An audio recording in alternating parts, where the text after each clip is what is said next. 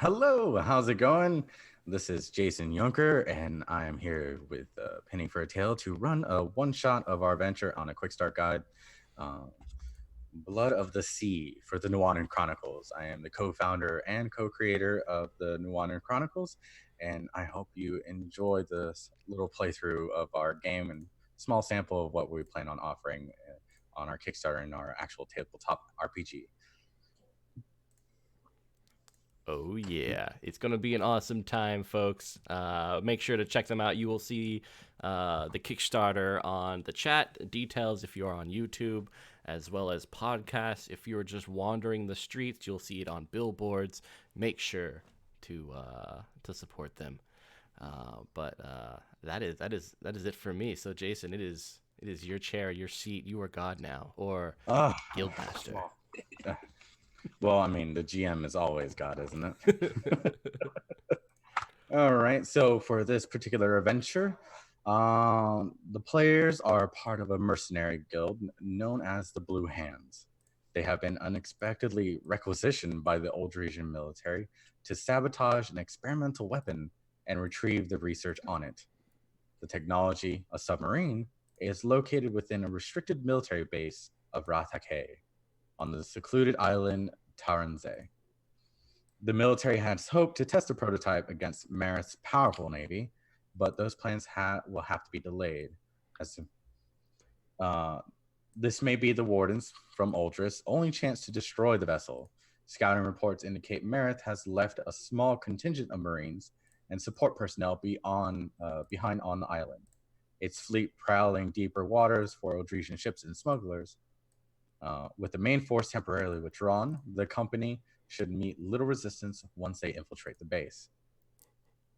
The nation of Uldris is still reeling from the after effects of Maris' invasion. Only 2 weeks ago, most of the east coast, where Rathake is located on, is under enemy control or threatened. Saboteurs are cutting communication lines and destroying food supplies. Paranoia is running rampant through the military ranks even as they open the floodgates to recruit as many new wardens as possible.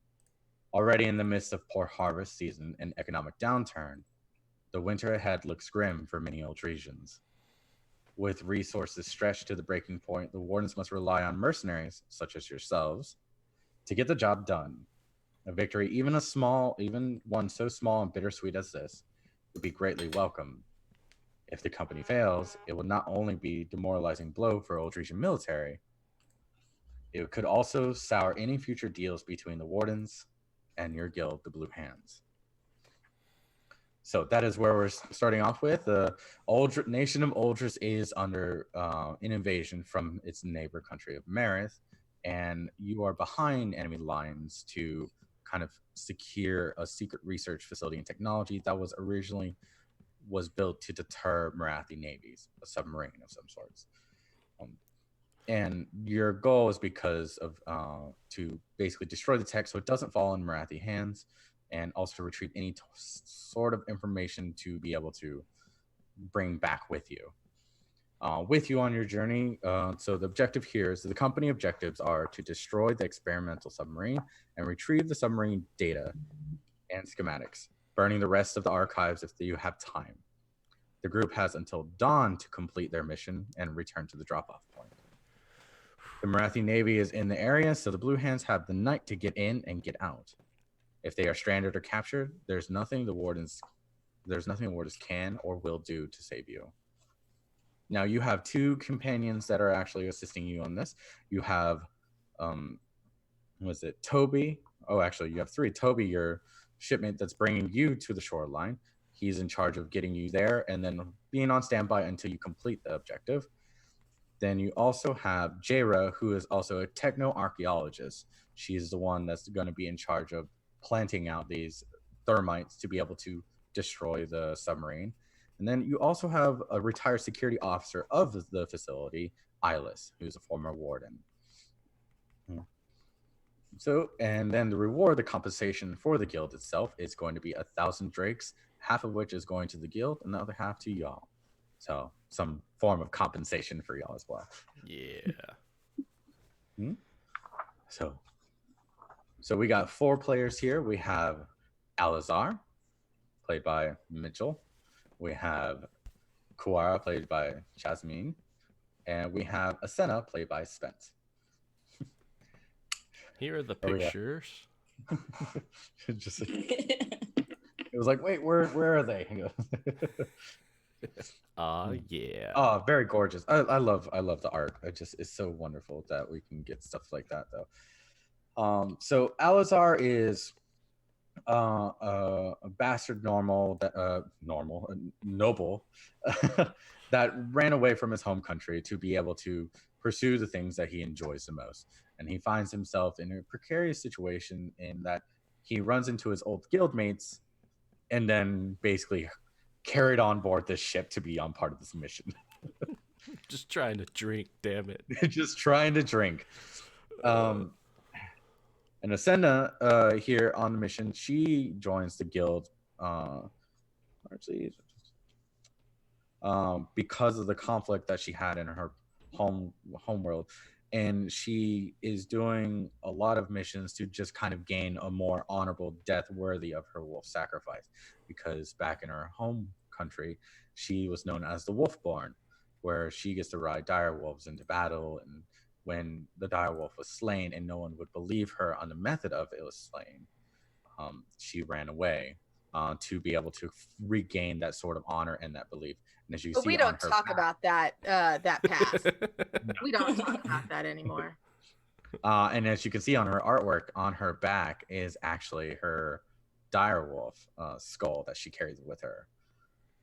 It's not with her on this mission because that would be very bulky, but no, I lightened my load for this mission. I don't know how that would help with stealth. You just drop it on someone like a piano. It has the element of surprise. No one expects a giant skull. And Kuara here has always fascinated by tech and the level of what she can do to be able to improve herself. And she decided to want to see the world and see what kind of services she can offer for her experience and her ability within technomancy to be able to upgrade people's gears. And now that with the war turning, she finds herself in a much better opportunity to be able to help the technology of those who are being attacked, and also her home guild to protect them even better. So those are our three characters tonight. Let's get started. Let's see. So you three are on a small water ship traveled by Toby, approaching the island in the middle of darkness. Neither moons are out at the moment, providing you the perfect cover to be able to get closer to the island.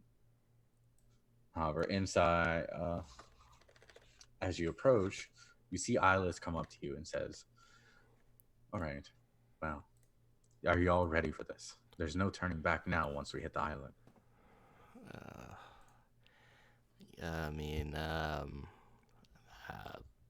No, but I'm here, so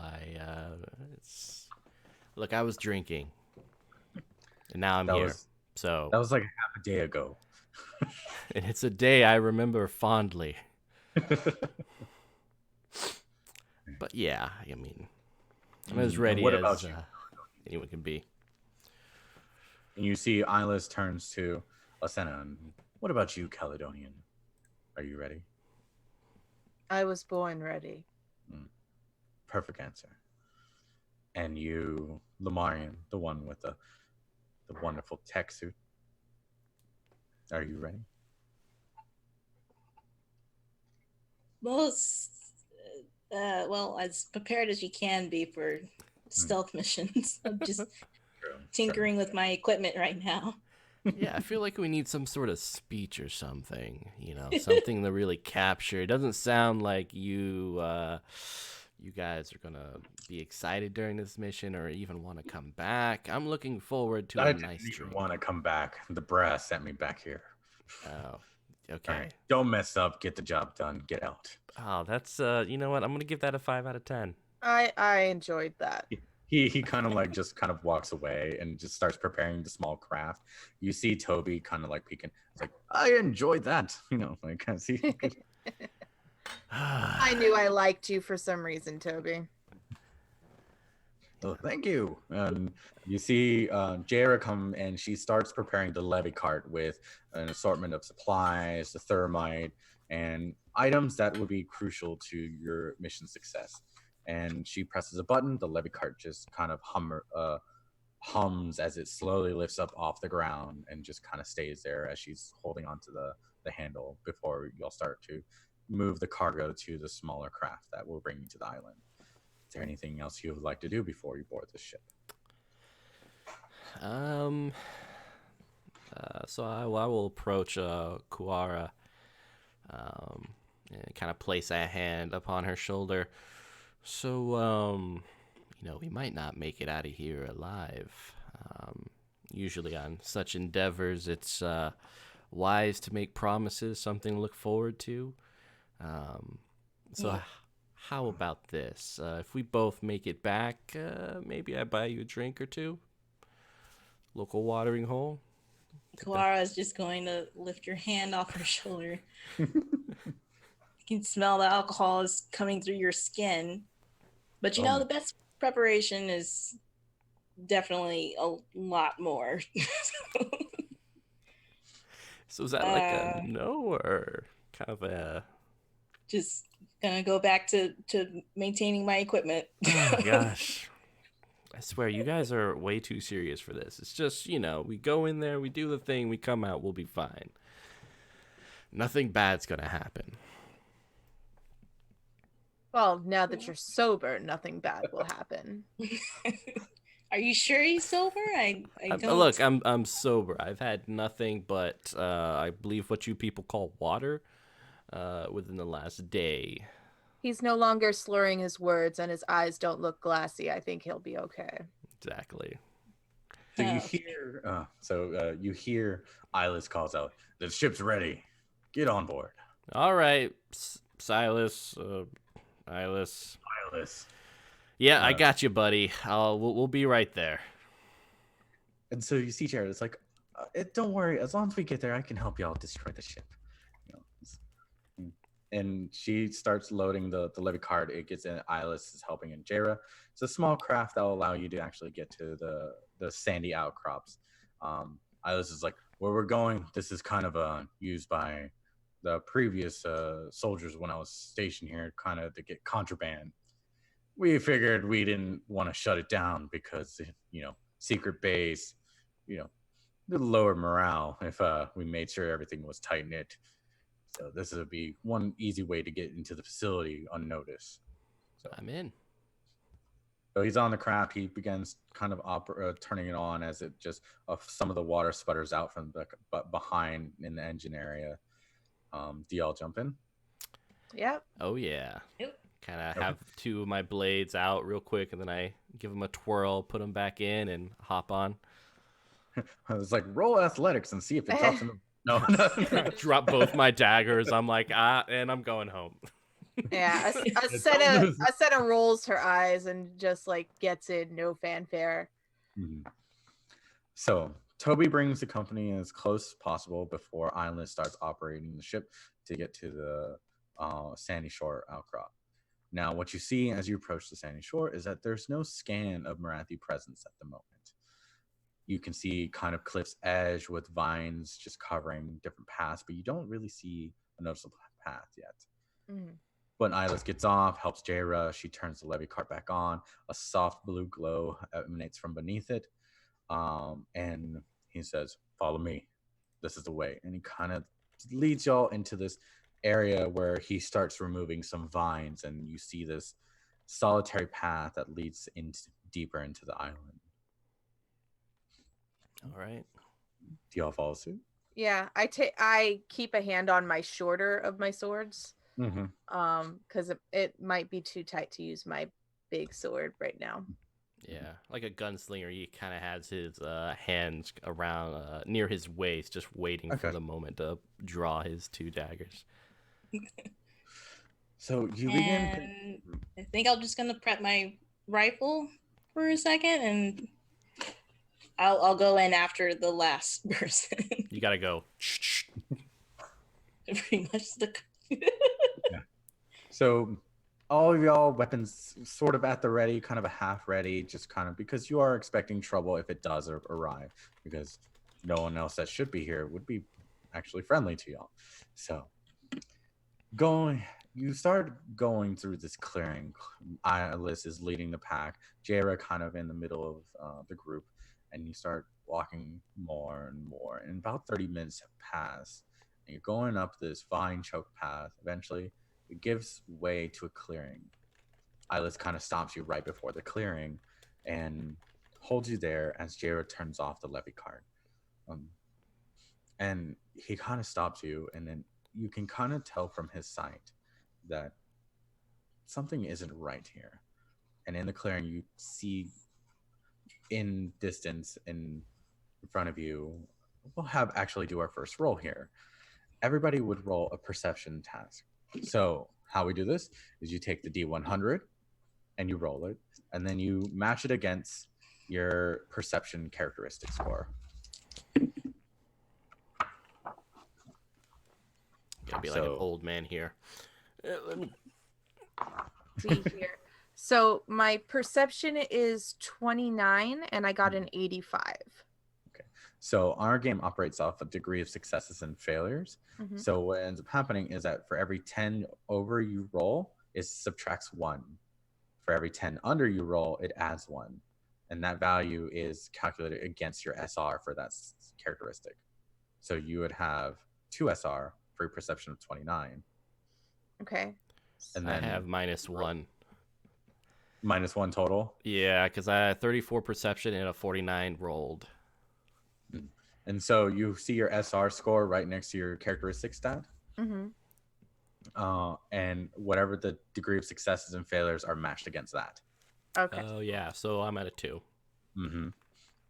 So for you, Asena, you rolled an 85. Mm-hmm. The quick way of doing that is you go 39, or you do 39, 49, 59, 69, 79, and then that's your degrees of failure against your SR. Got it. So I really didn't see anything. No. You're kind of like I got just a like, vine in the face. yeah, you just kind of like a tree branch hits you when Eyeless told you to stop. Like Yeah, it's fine. it's very dark. Yeah. And for you, Okay. Kuara. So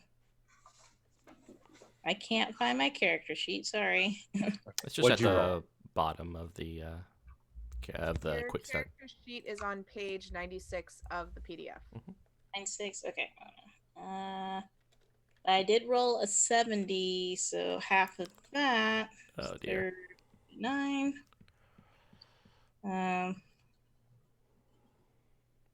So that would be as 45, 55, 65. So that is -3. Okay, so So, minus a 0. 3. And then my SR is 4. Yep, didn't see anything. So you kind of stopped and you were just staring at Eyeless, just wondering what's happening. But as your eyes trying to adjust to the darkness of this area, as you moved away from the ship, he tells you, "This wasn't here before." What he- wasn't? This clearing. We had another about 30 minutes to go before we hit the research facility. This clearing was not here before. And he points out to you, and you notice in distance as your eyes slowly start to adjust to the darkness, is that you see 2 airships grounded. But none of the solar spikes that are in the ground or around the area, they're not lit. It is dark. You see a few crates, but nothing else. No movement, no sound that you can perceive. Guys, I am apprehensive about this. Stealth mode. So what do y'all? Yeah, I mean, The clearing probably about 80 feet in length and about 40 feet in width, with airships on either side.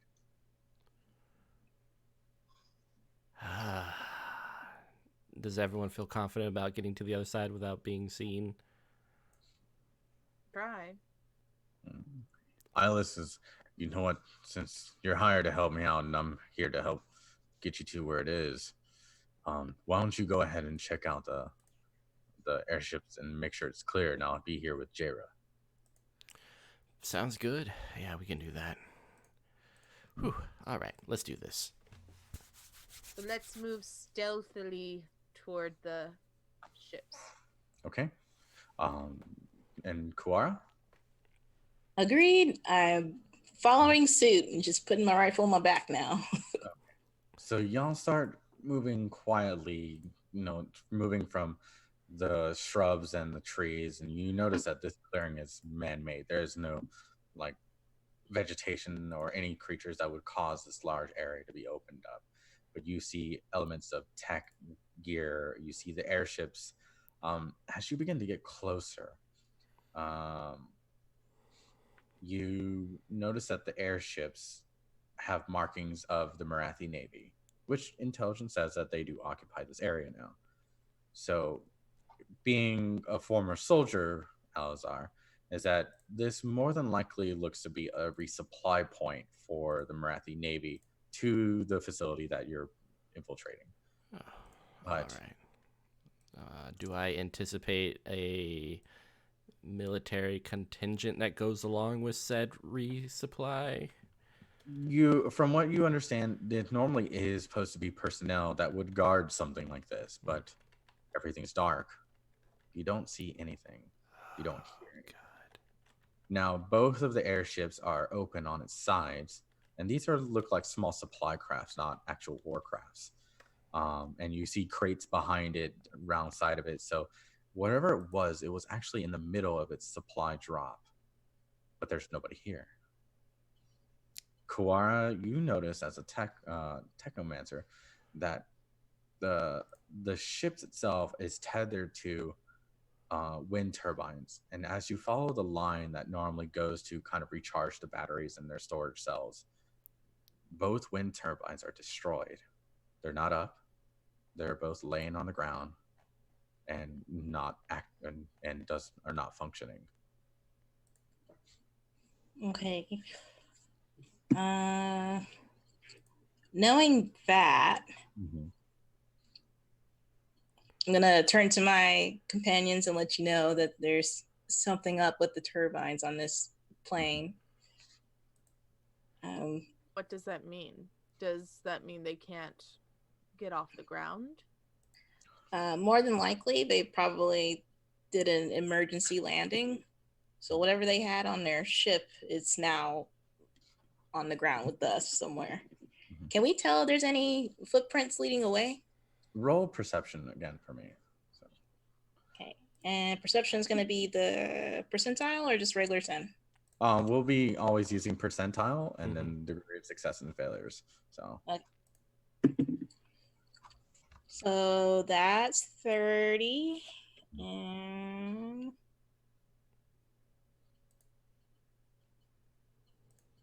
the SR.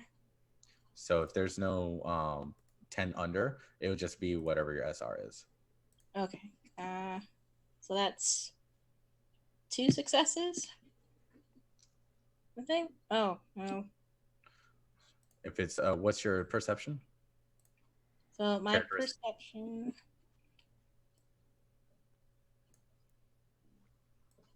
is.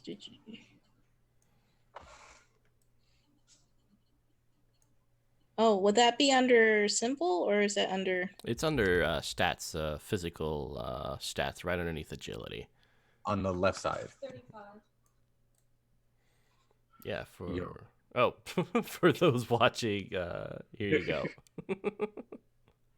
Oh, yeah, I'm looking at the wrong thing. So. That's my character sheet.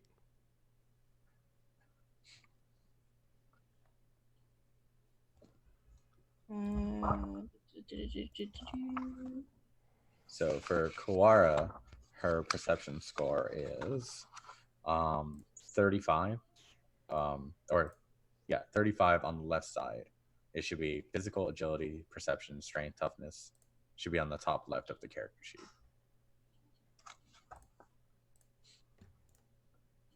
Oh, okay, I got it. And so And then I rolled 60 percentile, but that's half of that is 30. So still don't see anything. So your SR is 3. You do make out some patterns, but you can't really, in the darkness of the area with no light source, you can't really see any type of pattern on the ground itself. Now you do have a solar sphere on you, if I remember correctly, that you could turn that on, but it will definitely illuminate the area that's already pitch black. Okay, I'm gonna hold off on that. And yeah, I don't see anything. But still, we should check around these crafts just in case. Do y'all want to go inside the airship to see what you can find? Ooh. Yeah. So Is that Asana hops wise? in. Asana Asana just hops in. Oh God. Okay. Like, there's nobody around. I don't see anybody. And everybody's being indecisive. I'm just going to go look in the ship. All right. So go ahead and give me a perception as well, as you're starting to kind of crawl through this ship to try to find out any type of information for it. So. Okay, so I rolled a 10. Mm-hmm. So that's a success. So what's your degree of success on that one? You base it off of your stat. So perception, my success rate is 2, and my stat is 29. So it's 19 and then 9. So you got 1 degree of success. Great. You add that to your SR, which makes it 3. Okay. So as you kind of move around the airship itself, you find a pair of binoculars, but what you do manage to find is kind of a book of some sorts. As you open it, it's all written in Marathi. Cool. Are you able to read Marathi though? I know I can speak Marathi, but I cannot read or write it. I can only read and write Kalish. I believe Alazar can. Yeah, I can. I'll just throw the book at him. Just like as Asana just comes out and tosses the book at your face and just like here. Oh man, should we be throwing books at such a delicate time? You know what? No, it doesn't matter. And I'll start flipping through it. What we got here? So what you find here is a flight log of what happened, not what happened, but of the pilot that landed the ship. And it mentioned that they arrived just before sunset, of like that's when they're supposed to arrive, and there is a scheduled time of when they arrive, which has a check mark next to it, and a scheduled time when they leave, which is incomplete. Okay. So they are due back somewhere, or at least a vessel nearby, but has been now almost a full half day or almost a full day since they're supposed to leave. And they were carrying the supplies. As you look around, the supplies do match, but the pilot you cannot find, nor the co-pilot for this ship. What sort of supplies were they carrying? What you can deduce is more foodstuffs and water, general like rations for troops stationed here. Huh. Can I get water real quick, or is it kind of like? So you open up the top of the barrel. It's just this nice clean water that's now there. Yeah, I'm just gonna be like that starts reflecting off of it. Oh man. So you know that prickliness in the back of your neck that kind of comes up and warns you that, you know, something horrible might happen? Yes, and no. I kind of have that. But how good are your instincts? They're pretty spot on. I had this feeling about a week ago, and I feel they're spot on. All right. Yeah. I mean, about a week ago, Alazar was hunted by assassins, so and it was prickly then, and it's prickly now. So let's proceed with caution. These people haven't come back yet, and I don't know the reason why they haven't. So Kawara, at this moment, being familiar with tech, and you check the battery cells of these airships, and you go through it and examine it, and you realize that they have been drained completely dry, which is odd for the normal operational standards for airships because they can be easily replaced on the go. And that's what the wind turbine was, is to help recharge expended batteries that are laying next to it. That means that kind of hints to you that these engines were on until they died completely. So whoever was in charge of the ship did not do anything to turn off the engine. Can I tell how long ago that was? Do a tech task. So in this case, you could do an intelligence or a tech, and you have a skill in the middle of your sheet that has a higher SR value than what your normal intelligence is. And then you'll use that against your intelligence. So you'll roll the D100 again against your stat. Okay, so for my tech intelligence, Mm-hmm. I have a +2 and a success of 10. Mm-hmm. And I rolled a 10. So you have 41 intelligence. That means you rolled a 10. You got 3 degrees of success. So you add that on top of your SR of 10. You got 13. So, which is really good. Yes. So far, so good, guys.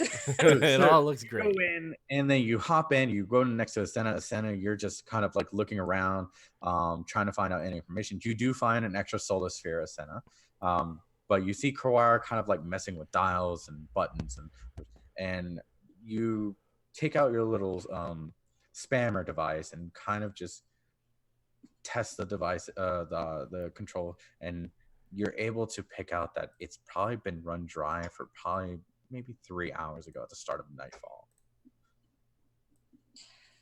So I just let them know that according to this tech here, it looks like it's only been here for 3 hours, so not much longer than what we came up here about an hour or so after. 30 minutes ago. Okay, so it's definitely the same day. I think this was specifically targeted for something, or they're taking too long to come back. But are there any weapons on the ship, or is there? There are no weapons on the ship. Everybody roll a perception for me again. Come on, dice gods. They hate me. I got a 10 again. Oh my gosh. So 3 SR for you. I got a 30. So I believe that's 3 SR for you as well. Yes. Cool. So Alazar still just kind of sobering up by the watering hole. 0 SR. Asena and Kawara, you look out through the front window pane of the ship, and then you kind of see in distance on the further end of the clearing, past the other side of the second airship, that you presume that it's already have the same fate because it still has no kind of exterior light or auxiliary lights that would normally be present. You see an odd structure on the other side of the clearing, but still cannot make it out just yet. Okay. Well, I think at this point, since we're already on the same path, should we continue following this? Oh, I mean, since I'm the de facto leader, yeah, let's do it. Okay. Asena, do you follow suit? Sure. Yeah, and I'll kind of saunter on beside Asena as we're walking. Like, hey, how are you, by the way? Why? I just thought a little light talk during an adventure is kind of exciting. It would be, and except that we're supposed to be being quiet because Hello? there might be people around. Hello? Hello? Who's there? Uh, Anybody there? Are you in trouble? Hello. You hear this kind of voice coming from the structure in distance, and your eyes begin to adjust to now the nightfall and the stars that are hidden in the sky. It's still very dark, but it's a very strange structure, and you see in distance that almost like coral protruding out of the ground, wrapping up and going further up to the sky, that it's almost like this cage of some sort. Who's there? Hello? I take my what's it called? My Torak, Mm-hmm. and I like hold it out, and in the direction of the voice, because I still can't see anybody, and be like, who goes there? No, who's there? Yes. Hello. This is a Marathi engineer. Just checking up on the ship. How are you doing, buddy? Your accent is weird. Yeah. From a specific small town that you don't know about. But thanks for asking. No. My name is Davrin. I'm a pilot. I can't see anything. Yes, Where? I remember you. We met probably a while ago, buddy. Stop so- talking. Let him explain. So, Don't- your Don't voice say is him, he's carrying doing real across. good. Your voice is carrying across this clearing to this weird coral-like structure, almost bleached white, and it now start to stand out against all the darkness that's happening around. That's emanating the ground around you, and you look at it, and there's no seeming or no noticeable entryway or door or anything to this kind of structure. And yeah, no, I don't remember. I was here, and then I fell on. I was unconscious. I don't know. I was just sitting in my chair, and what happened? Well, we're trying to catch up ourselves. Obviously, my name's Dave. I am with a couple other engineers. I'll let them introduce themselves. My name is Judy. Judy. That's such odd names for Marathi. We all come from the same small town. You said there are other engines, so it's just you two? Have you seen my co-pilot? Her name is Sarah. What does this Sarah look like? You think Judy is strange, but Sarah is not. No, he's right. Sarah is a weird name. What? Sarah, what does she look like? She has short cropped hair, red. She's, it's a Marathi uniform. About, he does like yay height, and Can obviously we even see him yet? No, you don't see him. You can't really see past this bone structure or this Okay. coral like bone structure that's wrapped around him. Okay. Are y'all moving closer to it? Yeah. Carefully. Yeah, you go ahead with that. I'm gonna stay here with my weapon, at the Yeah. ready. And I'm gonna Um, stealth around to the back of the structure if I can get there. Yeah, you can. So Koara begins to creep around, and you still it's almost like the pattern still continues around as you edge around. And over on that side, you do see the similar wind turbine that's destroyed, and it's lying toward the other airship. And as you get closer, Alazar, you now begin to see that it is coral. It's not coral-like that's protruding out from the ground, but you can see kind of like through the soft gaps of it that you do see a man, a Marathi, inside. However, a deep cut runs across his face where his eyes should be. okay. And he's like, I can't see anything. My face hurts. Are you married at all, buddy? No, I'm not. Oh, that's unfortunate. Okay. So back to this Sarah. Is she a wine person? Beer? Why? What does that have to do with it? Where am I? I don't know how to get out of this thing. All right. So I'm gonna need you to stay calm. What? Calm. I can't see anything. You Yeah. have to get me out of here. You're engineers, right? You should be able to break apart the thing. Yeah. More theoretical than in practice. Oh, move. And I just like stride up to the coral and I try not to hit this dude and I smash down into it. Okay, so go ahead and roll damage for me. Okay. You hit it.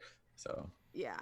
I believe it's 2d10 plus. You don't have to roll to hit. So So what rolling am a hit a rolling? stationary target.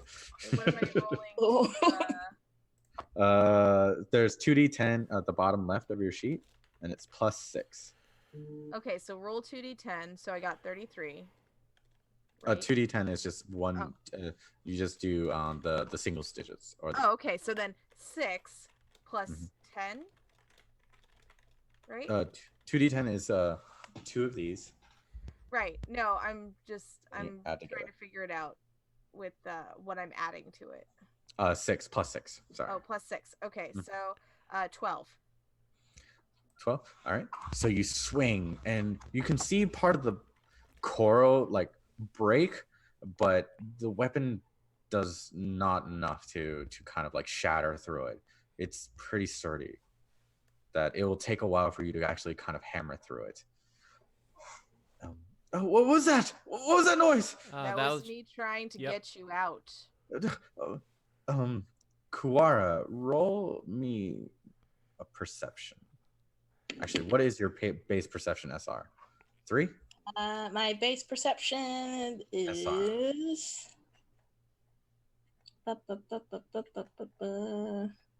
3. Okay. Yep, what he said, 3. As they're investigating this coral structure, you went around to the other side of this clearing to examine the destroyed tech. You begin to have senses hit your nose, and it's foul. It's pretty rank, and you see kind of in distance, you see almost a depression into the ground on the other side of the airship. What do you do?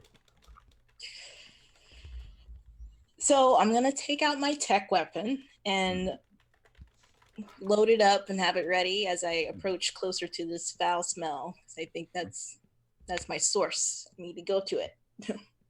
So every step you get closer to it, it just becomes more and more powerful as the stench is now getting a little bit overwhelming.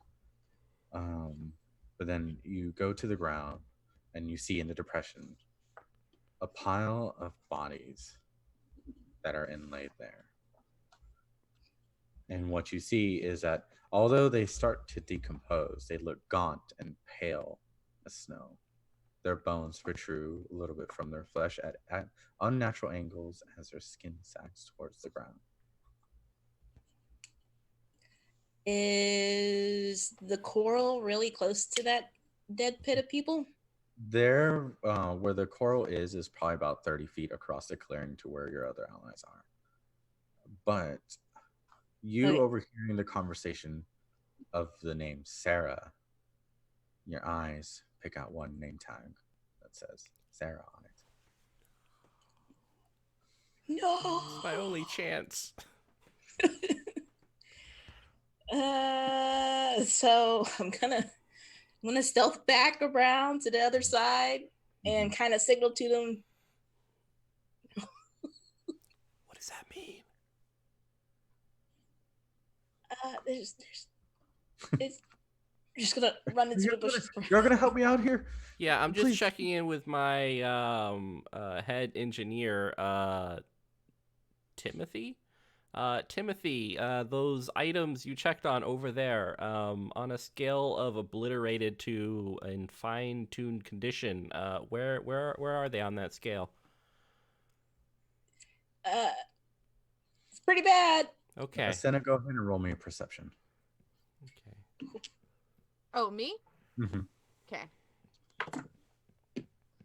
So that is a success of 2. 2. Okay.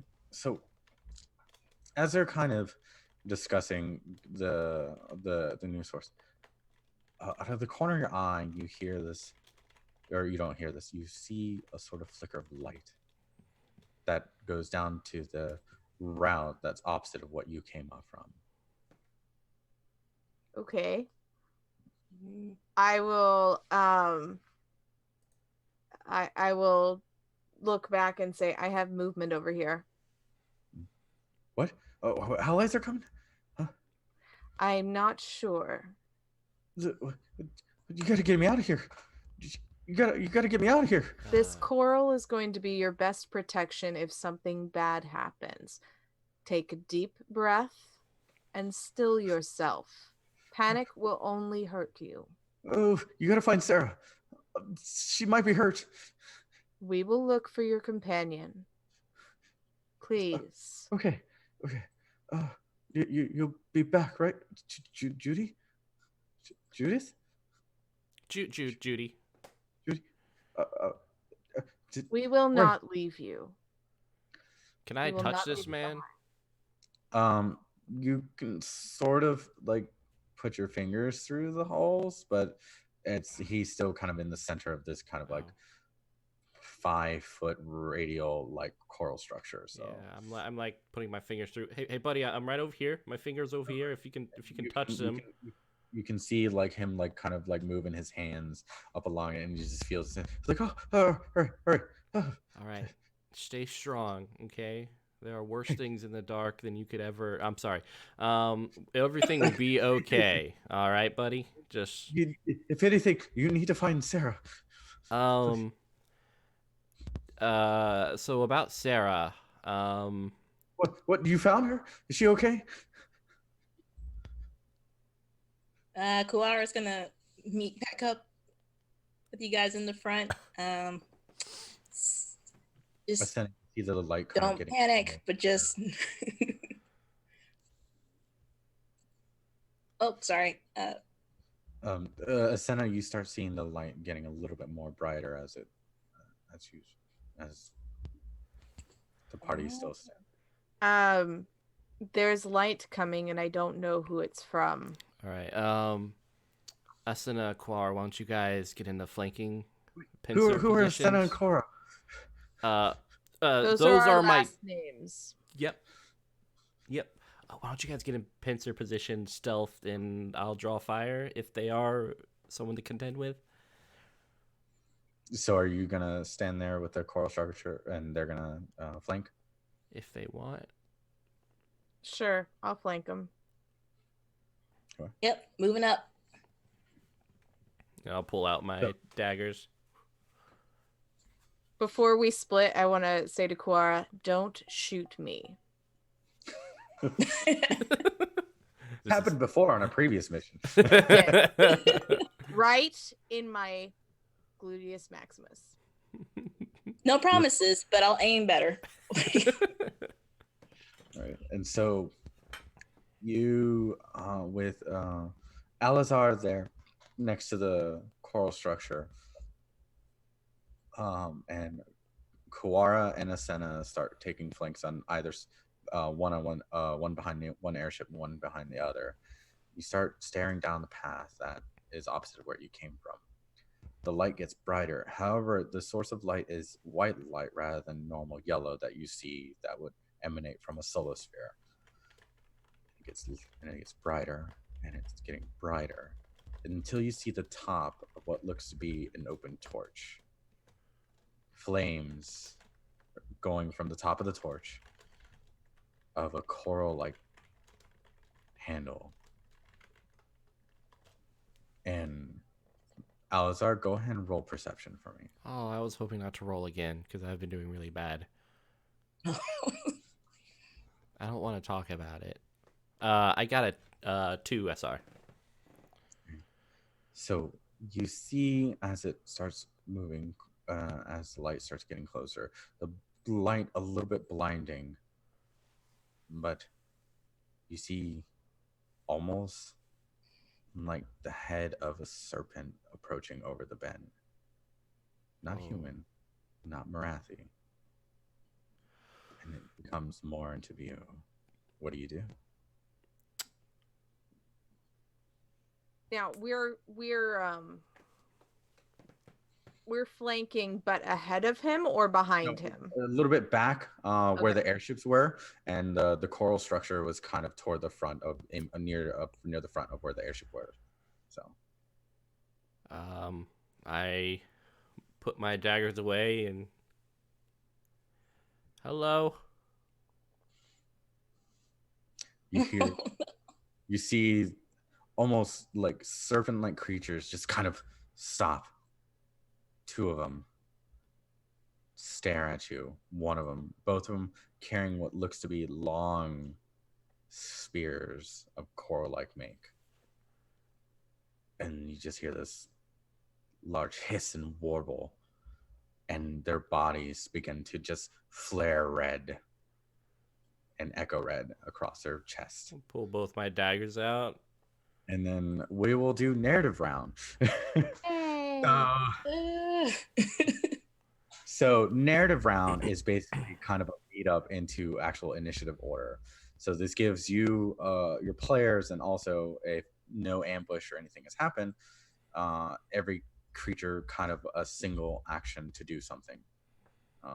So whether it's move, to shoot, or anything like that. And if you do have a ready weapon, you can move and attack with that weapon.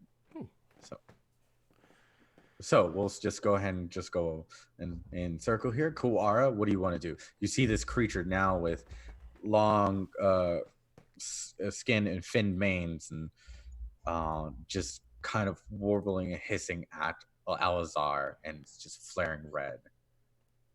Well, I have my steam gun ready, so I'm gonna move a little bit closer in range and then take a shot.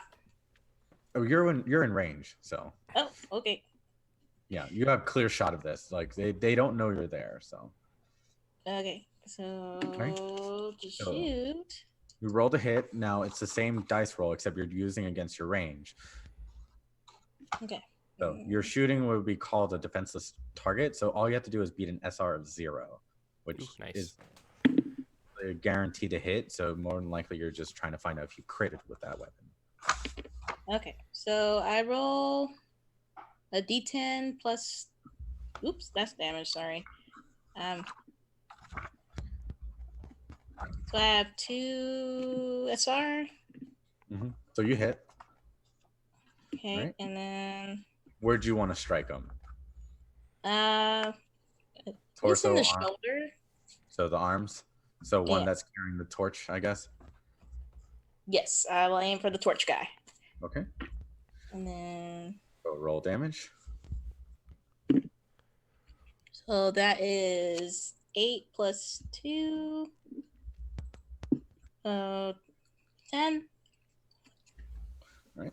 So as you built up hiss of the steam rifle just echoes out across the clearing in the dead silence of night, Alazar, you just see this whistle of a steam round strike one of the serpent-like creatures in front of you in the shoulder, the one that's carrying the torch, and it was enough to deal damage for the fact that he immediately let go of the torch and it falls to the ground, but still emanating, and just looks back and hisses in the direction of where you are, Quara.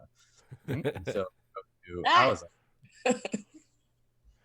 Oh man. All right. So they look like baddies. This is what I'm born for. Whew. Yeah, just take my 2 daggers and I'm gonna go up and be like, all right, I don't want to do this, but if you guys want to throw down, let's do this, I guess. Okay. So I'll allow you to get 1 strike in since you are close enough to be able to do that. Ooh, all right. Are you going to attack the one that just got shot? Yeah. Right. Let's focus. So it sees you coming. It's going to try to dodge. So you just roll to hit as well. So okay. So in our game, go ahead. So in our game, we have what is active reactions. Every characters, if they are not defenseless or they're not aware of anybody attacking them, they can choose to either dodge or parry. Parrying if they have weapons that can sufficiently do that. Once it's exhausted for that round, they are now considered defenseless, in which case you're almost guaranteed to hit that target. How many reactions can you get?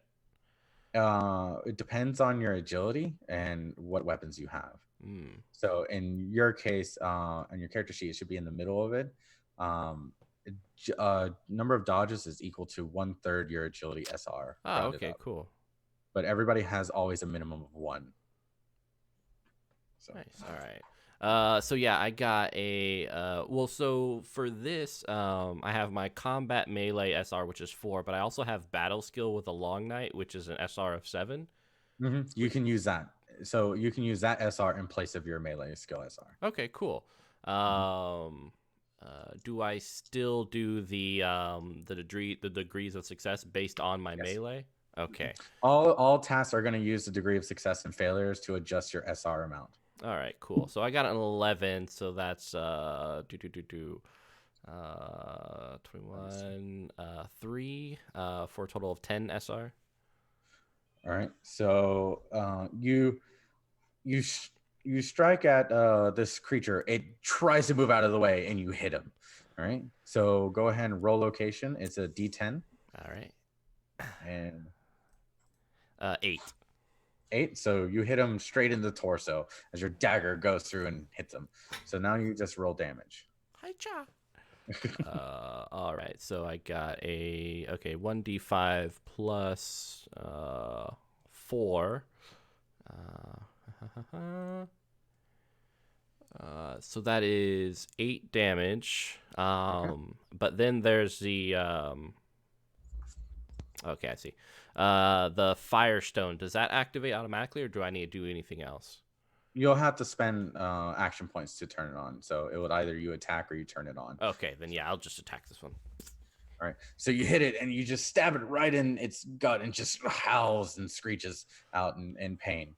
All right. And so then we're going to go ahead and Asena, what would you like to do?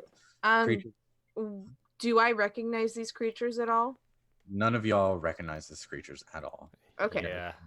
I am going to charge at the one that hasn't been hit Mm-hmm. and smack it with my giant sword thing, Torak. Okay. So since it didn't know you were there, I'll allow you to have advantage. It won't be able to defend itself, so it'll be against a defenseless target. Great. You can roll to attack to see if you crit, but your skill is high enough that you would automatically hit regardless. Okay. So I do not crit. Okay.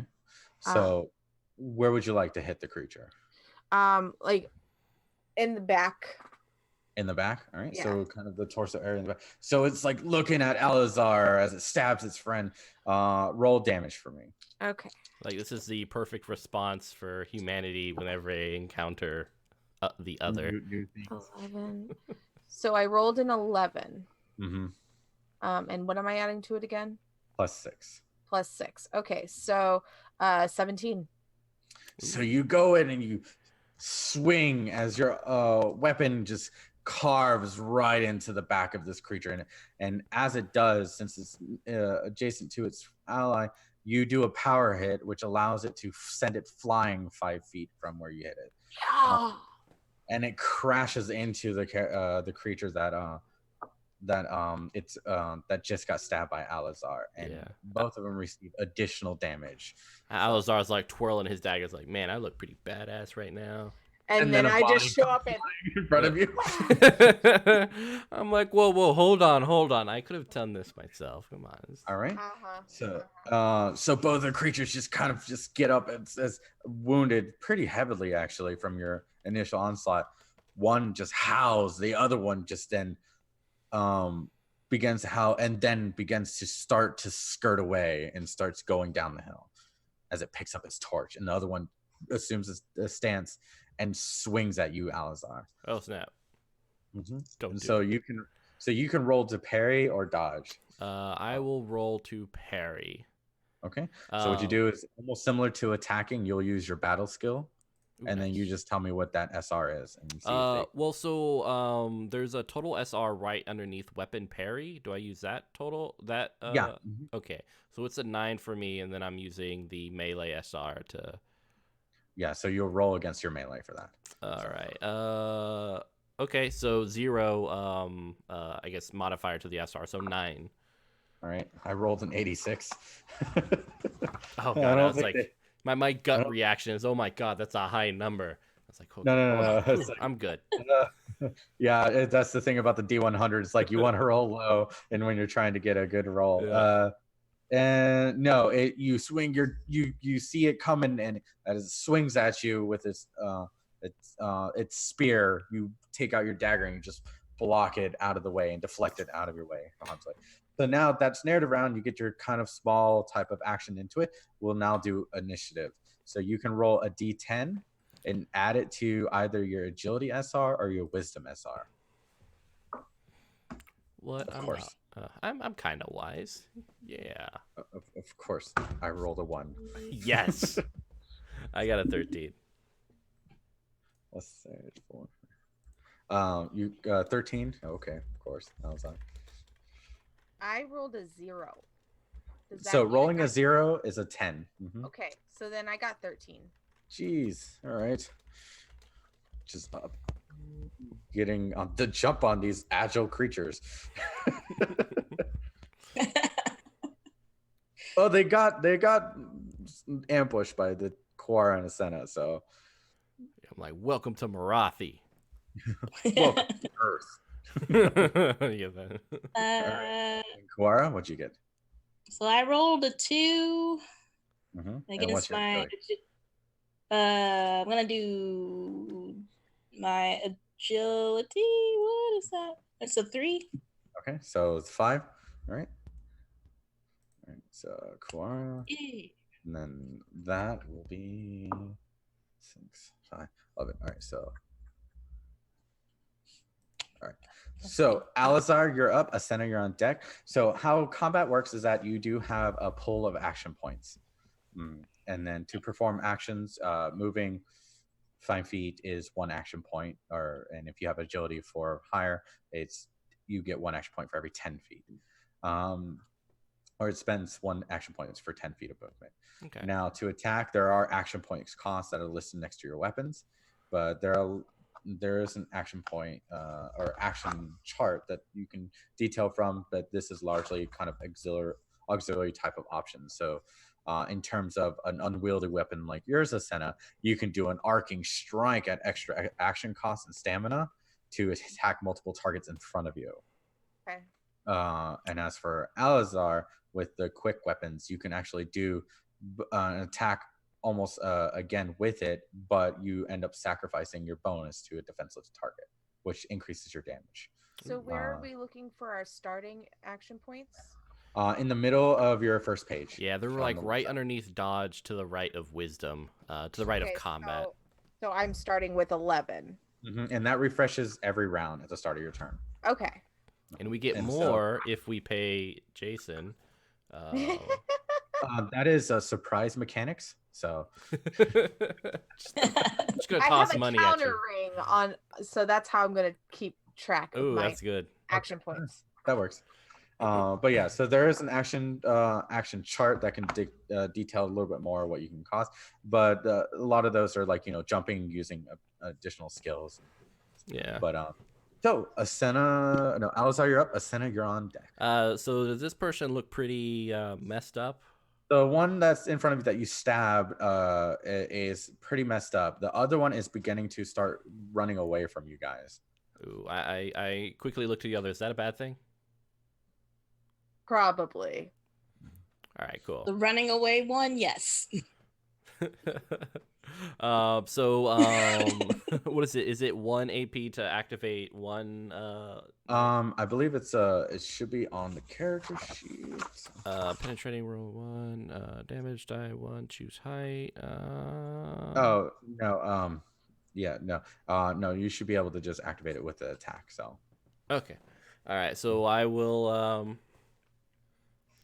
clearly trying to show off to Asuna.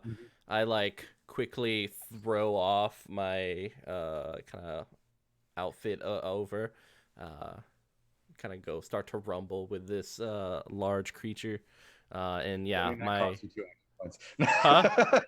Doing that costs you 2 action points. I'll take it. And This yeah, thing is just like hissing at you, confused slightly, but still kind of in an offensive stance and defensive. Oh god. This so I is will attack with Bright Star. My okay. first one. So it's going to try to dodge. Don't do it.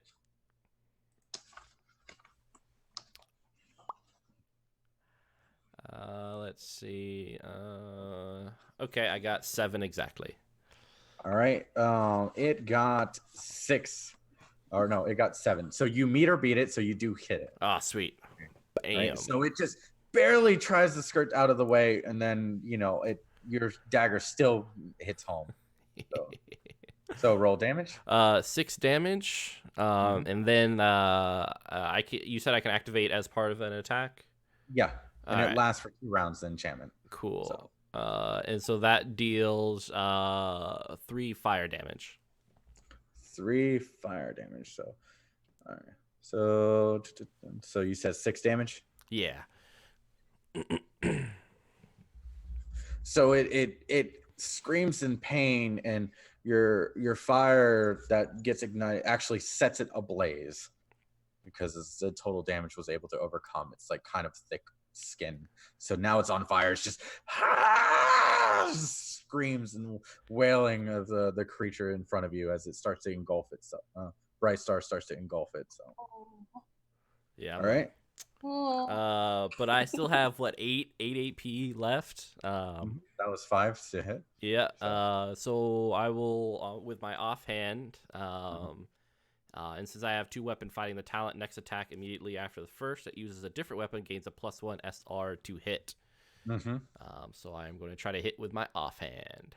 Okay, so it's actually it'd be considered nope.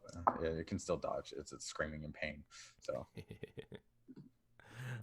sadly though, that I got a -3 to my SR, which brings me down to 4, but I got a +1 from 2 weapon fighting, so a 5 SR. So no change from my part. So 6 to dodge. Oh. So as it's kind of like moving in pain, you like try to strike it, but its natural ability to try to put itself off, you just miss. Yeah, and I looked at us and I meant to do that. That's building up the anticipation. No. So the flames starting to illuminate the area just a bit. So.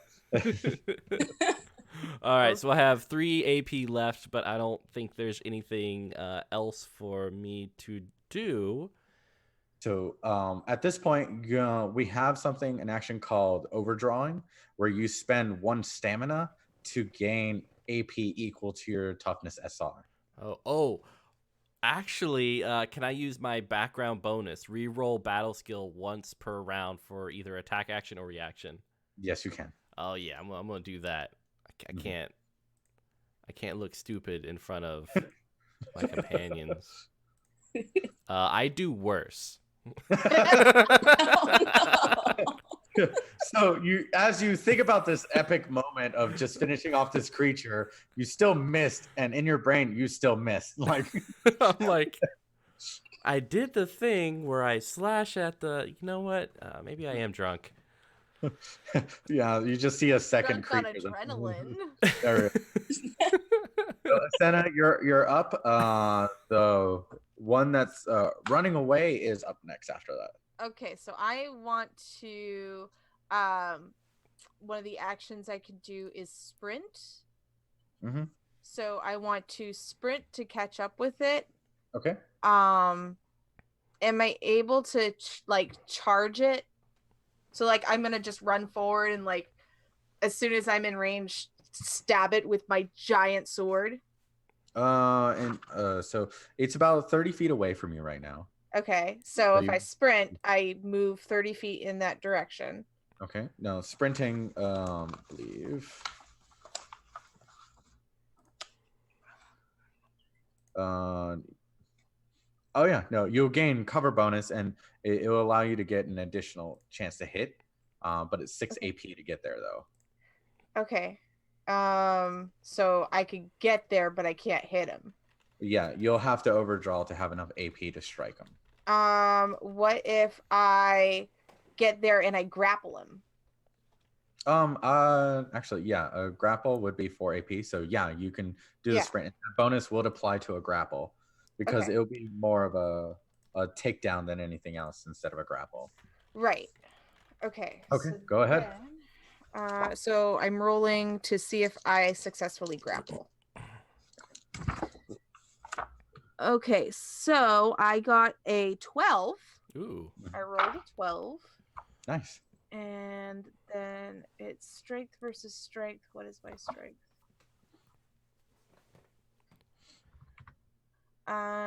Okay, and so my strength is 37, so 3, 4, 5. So success of 5.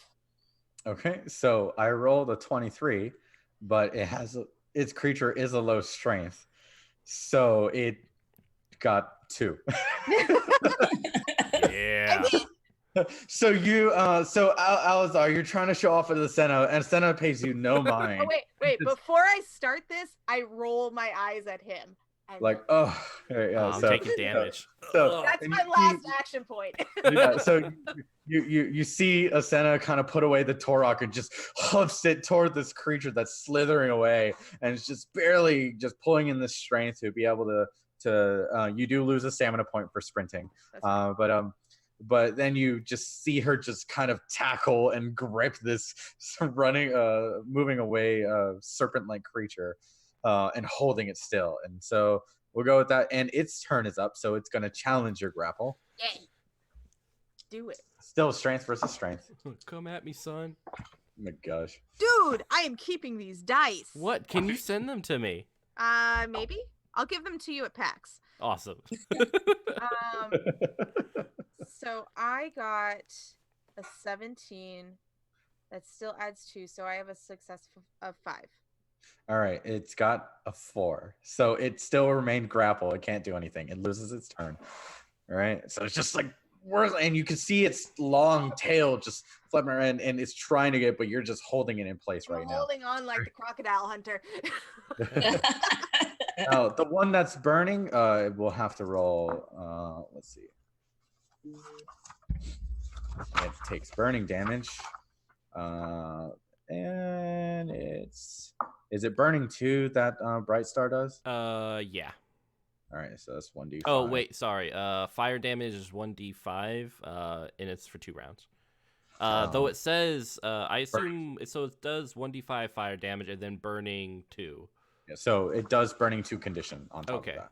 So it does 2d5 additional damage to it, which is 6, which does go past its armor. So, but it's enough to just have it, and it just falls to the ground, collapses, and continues burning, and it's no longer moving.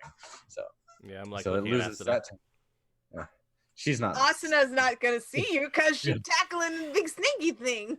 Kuwara, you see this happen in front of you. One of the serpent-like creatures now on the ground collapse and burning, and then you see in the distance Senna just wrestling with the other serpent-like creature as you can see its body just flailing in its grapple. So what do you do? Are you thinking the same thing I'm thinking? You're gonna shoot at Senna?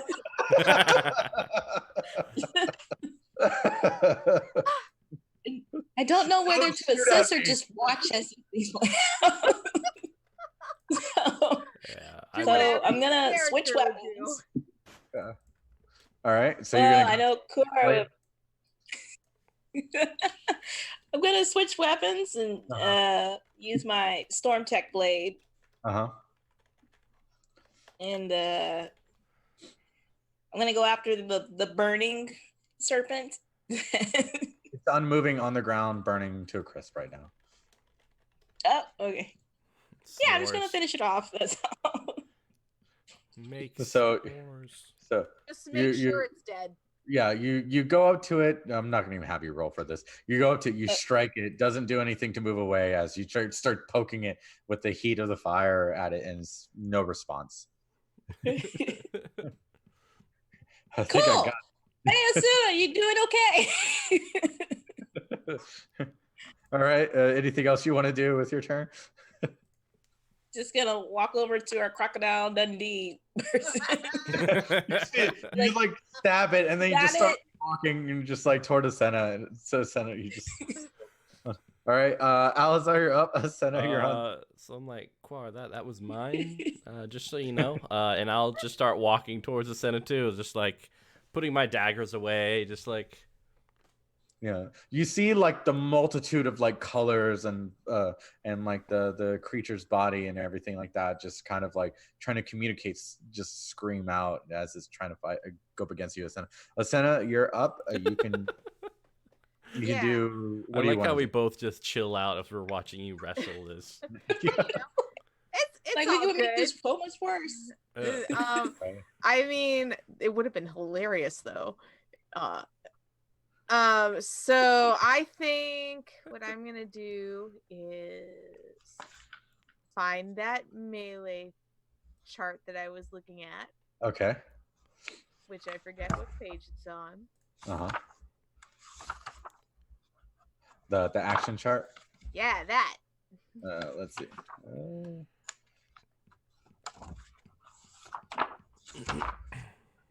So they got stunt actions, miscellaneous. It's on page.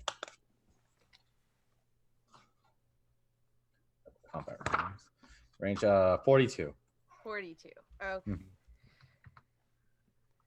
Mhm. Can I headbutt it? Yeah, I'll allow it. Great, I headbutt it. You headbutt it. Do 1d5 plus strength. Okay, so. Okay, so that's 4. So 4. You headbutt it, but it doesn't seem to kind of react to the impact as it just kind of growls and snarls at you. Okay. So that's 5 AP. Okay, and then do I need to do anything to keep it grappled? We'll do that at the end of the round. So I mean, you're the Okay. one that initiated the grapple and you succeeded. It's up to you whether you want to do anything more with that. The only time you ever roll it again is if they challenge you against it. Okay. Well, I don't want to let it go. Mhm. So I'm going to keep holding on. You can use your dart gun to shoot at it. Yeah, but if I'm holding on, if I've got him grappled, how am I supposed to get one arm free? You know? It's a quick weapons are allowed to be used when a target is grappled. Oh, sweet. Okay, then I will go ahead and use my dart gun. Mm-hmm. And with quick weapons against defenseless targets, which is what they're considered now, the damage changed from 1d5 to 1d10. Ooh. Yeah.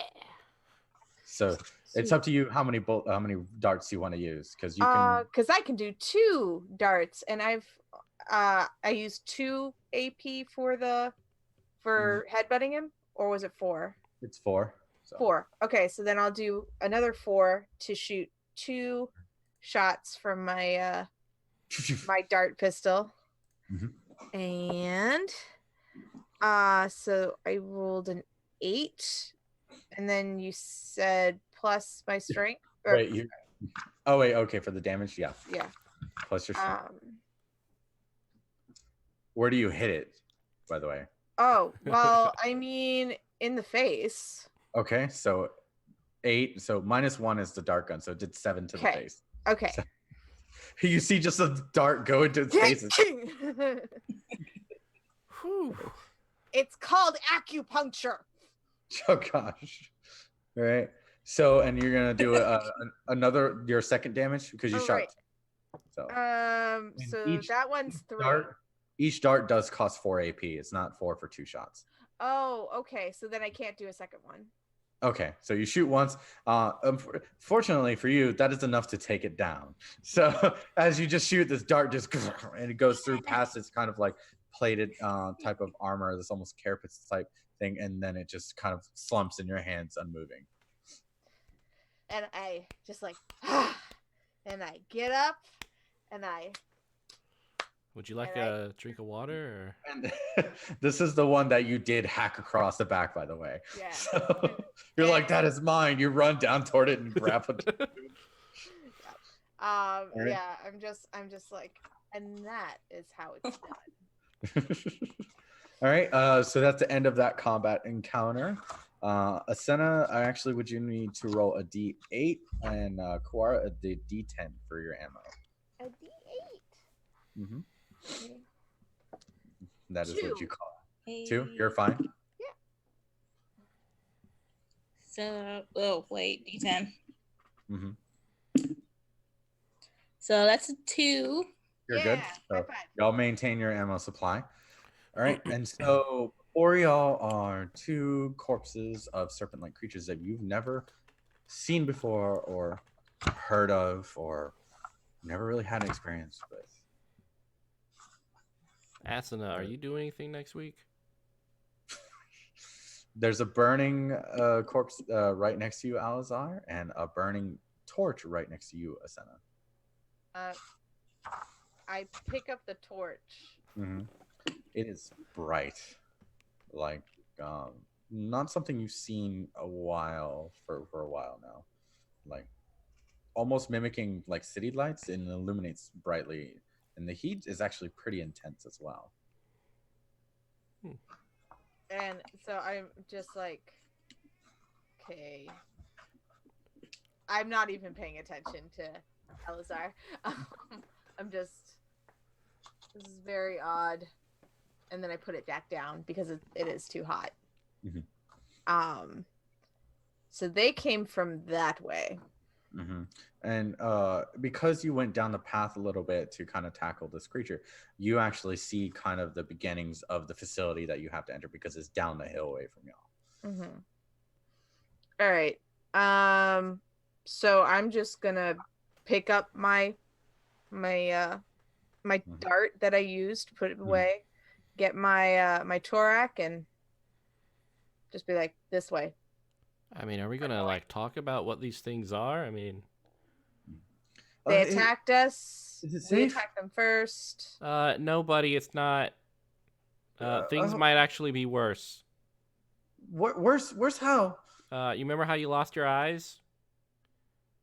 Yes. Think about what else you could lose. I don't care as long as Sarah's okay. Oh, I can't do it, guys. So about Sarah, I just turn around and say, what my friends are apparently trying to say but failing at is that she's dead, and What? you will deal with that. What? No! I just saw her earlier, before all this stuff happened. And Asuna's walking away. Wait, what? All what stuff happened? Oh no, me just passing out and I can't see anything. She was helping unload everything. He starts stammering and almost in unintelligible, and just openly weeping inside this like cage that he's in. Oh, Asuna, I can't Do anything for him until we figure out what he's caught in.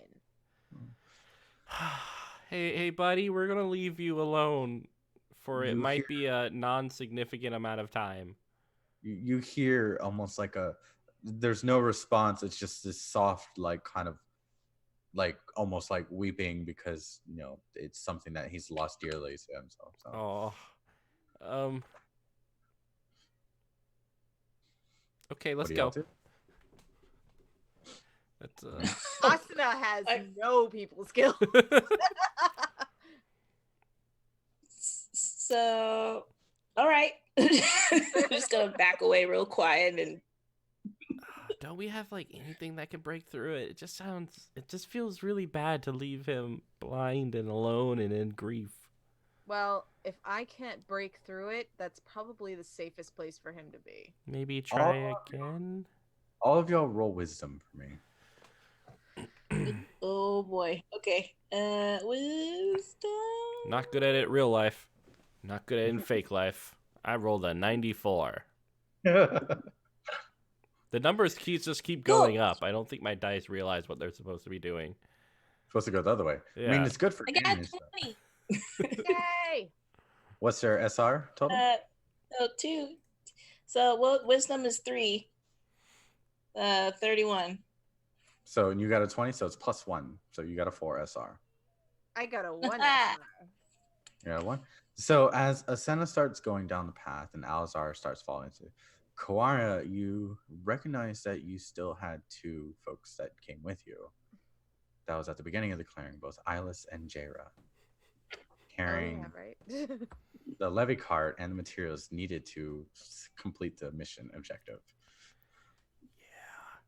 So, before we continue down this path, we need to backtrack to get that equipment for our mission. Yeah.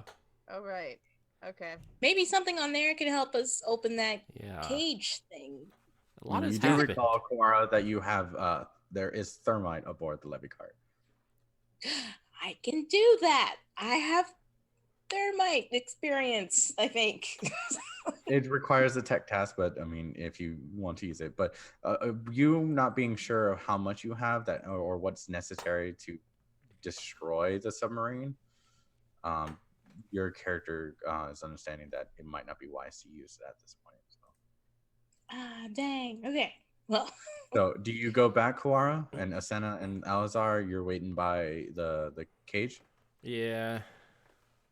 Yep. Running back. So, Kawara, as you return, you see the levy cart, but you don't see Ilis or Jaira. Oh, no. That can't be great. Oh, that would have been. All right. Can I tell they left like a note or something? You look around. There's no note. Went shopping. Be back later. BRB AFK from keyboard or AFK. So AFL away from levy cart. You know, kind of a smart aleck note or something that says like you're on your own, assholes, or something. I don't know. So what do you do, Kawara? Just gonna steer that levy cart back to my current party that's stuck around. So you turn it on, it hums softly to life as it skirts just above the ground. Asena and Alazar, you look back and you just see Kawara carrying the levy cart, but no Ilis or Jaira in tow. The hell? Quara, did you like kill everyone? How? I'm actually not surprised that you think that I did that, but we've been paid to do a job. I'm ready to go do this job. Wait, but where we'll are the deal others? With them later. What do you mean we'll deal with them later? Are they okay? There wasn't any blood, I don't think. Just gonna check the cart for signs of blood or something. You examine the cart itself. There doesn't seem to be blood. You remember when I said I hope nothing bad happens? Yeah, you shouldn't have said that. I hope nothing good happens. I will go back to the site where we left them. Okay. And look around for any tracks. Okay. So you go back and you can go ahead and do a perception. Does Senna have any? I have survival. Scrutiny. I'll allow it. Mm-hmm. Okay. Okay, so that's if it's 0, 0, and then 100. I got a 3. Oh, that's a 3 then. Okay. So I got a 3, and then my scrutiny is 5 successes. Yeah, you will be rolling against your wisdom. So if you see it roll, it tells you what stat you're rolling against. Gotcha. Okay. So I got a 6 successes. 3. Because your wisdom is 39, you rolled a 3. Yeah. You're 3 degrees successes below your stat score. So okay. you add the 3 to your 5, which is what your SR for your scrutiny is. Okay, so I have 8. Mm-hmm. So you look around and you are very diligent, and as your eyes have already adjusted kind of to the nightfall for this mission, you don't see any signs of struggle. You don't see any signs of disruption, no blood, no fighting. I don't see their tracks though. The tracks, you followed it away, but it just gets lost in the foliage and the trees and the overgrowth of the island itself. Weird. I will quickly go back to my people. Mhm. So you see Asena come back to y'all, regroup with y'all. Good Both news. y'all cart. Well, it doesn't look like there was a fight or anything. But they went that way, and I couldn't find their tracks after a little while. Oh, jeez. All right. So something horrible has happened here.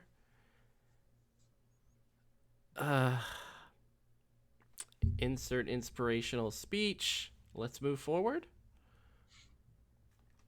Sure. Sure, why not? More money for us. Well, do you know where to put the things and stuff? The thermite. Yeah, Do that. I know where to put? I mean, you could certainly try. We'll figure that out when we get there. I mean, it's explosives, right? You put enough of it in a certain area and it does the job, right? Sure. Sounds right to me. Yeah, I'm sure I'm it's just not here enough to to actually kill us. I'm just here to protect people, and I clearly haven't been doing too good at that because 2 people are gone. You protected So- me in a very amazing way, if I might add. You So are do going y'all- to make me roll my eyes out of my head. Well, you So, know. little backstory: Alizar has always been a continuous flirt to his group, because for some reason the guildmaster thought it best that he teams up with 3 women, and they've all denied his advances continuously. Aw. So do y'all continue? Yep. Right? Yeah, I'll pick up my jacket again and put it on. That's 2 action points. No, I'm just Yeah, kidding. that's fair. So y'all continue down the hill, minus. Yeah, he flirts with beautiful people, so there you go. Yeah, Or take people it as he's a- attracted to. It's a compliment. So Vapors. vapors. We got the vapors.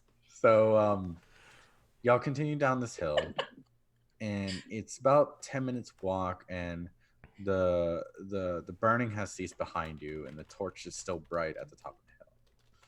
As you get closer, you notice that the same form of light is in distance, but you do see kind of the harbor. Not snake people, not everyone. You do see kind of the harbor down in distance of where a lot of the supplies come into this facility. But what you do see is that almost every single one of the buildings have been destroyed, save for the central one.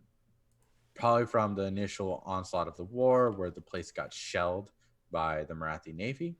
You're able to do that, Alizar. And what remains is that central structure, which you can believe is be probably like a shipyard for the submarine. But like the clearing before you, there are no exterior lights that leads to kind of this side entrance to this facility, but the glow of the white light that the snake folk had coming up the hill. But they're all staked into the ground and in distance, probably about 350 feet from y'all. As you're about to enter in this complex, you do see 2 more of these coral cages. But in front of it, are 2 more of these snake people, kind of moving around, and it looks like they're patrolling at this point. You can't really tell if there's anybody in it or not at this moment. Everybody roll perception. Aw, don't make me do it. Just don't ask me to Dude. do that anymore. I'm sending you these dice. Okay. Yeah, I got like a 0 again. I've rolled a 85, a 94, an 84, a 71. It's great. Can we change the system to be like the opposite? Yeah, and then you'll Time to fire your dice. I got 3 successes. Okay. And for you, Kuara? I rolled a 30, so So no Half change, I of believe. 30 is So like, no. Because my perception is 35, so 3. yep, you got 3 SR. We're good All at right. this.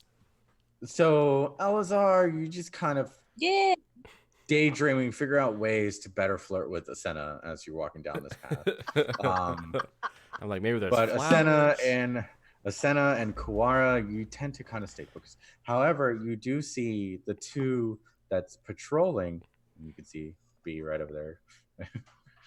You can see the two patrolling in front of the cages, but around the corner of what believes to be the entrance to this facility is another snake person coming your direction, carrying a torch, and it's also a spear. What do y'all do? So there is available rubble and debris next to y'all from the early shelling of the Marathi invasion to this facility. Get help? So I will go up to the nearest area of rubble and use that for cover. Okay, Koara, you have the levy cart with you, and Alazar, what are y'all doing? I'm gonna look at Asuna. Or should we do get help? Asena already left to the closest rubble. Crap. Yeah. I'm gonna follow her. Asena. All right. Should we do get help? Koara, what do you do? You see Alazar and Asena like move to the side toward this like kind of crater and rubble from the structure next to y'all.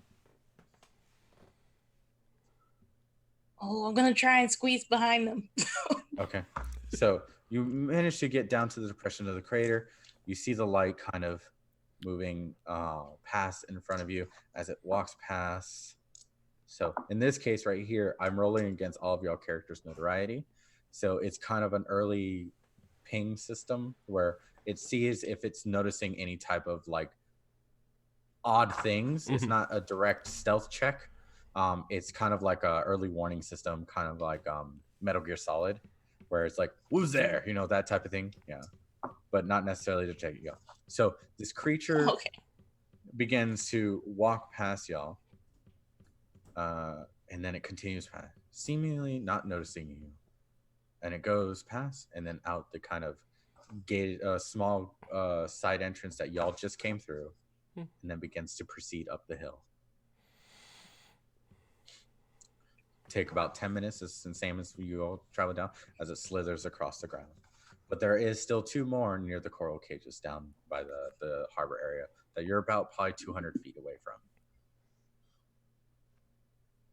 I don't have anything that can hit 200 feet. So I will try to stealthily move forward. Mm-hmm.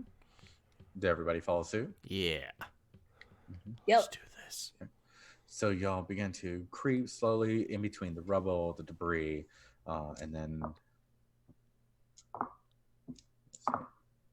right, and y'all are going through no noticeable. Few of y'all might have hit a few rocks on the way, but nothing to alert a response from the creatures. You are now about 100 feet away from. But now the 100 feet, you're on basically one side of the building that's collapsed, and you can see down the harbor the coral cages, and just in front of them, the entrance to this kind of complex. Cool.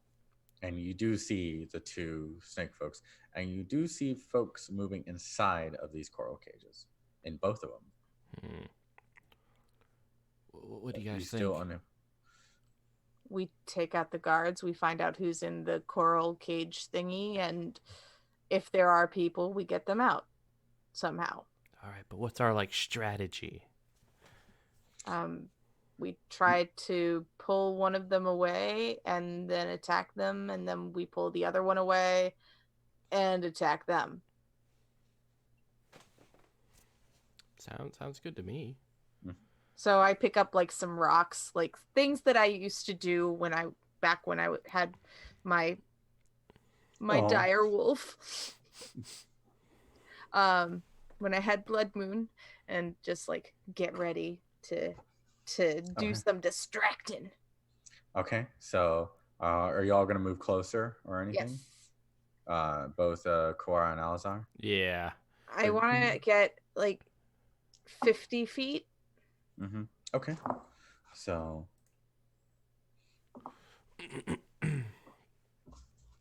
All right, so you get to 50 feet. They still seems to be kind of this small, like hiss and warble, and part of their skin starts glowing a little bit of colors, almost as if that's a means of communications between them. Huh. Okay. But you can't deduce anything from that at all. All right. So you're gonna throw a stone. I want to throw a stone Mm-hmm. and see if it'll pull one of them away. Okay, where are you throwing it? I'm throwing it. So we're in front of them, right? Yeah. So think of like you're kind of perpendicular to the harbor wall. Okay. Like the seawall, and then in front of that is the 3 bone cages, and you're just kind of offset from that. All right. Are we behind a wall or something? Mm-hmm. You're behind like a collapsed wall of a building.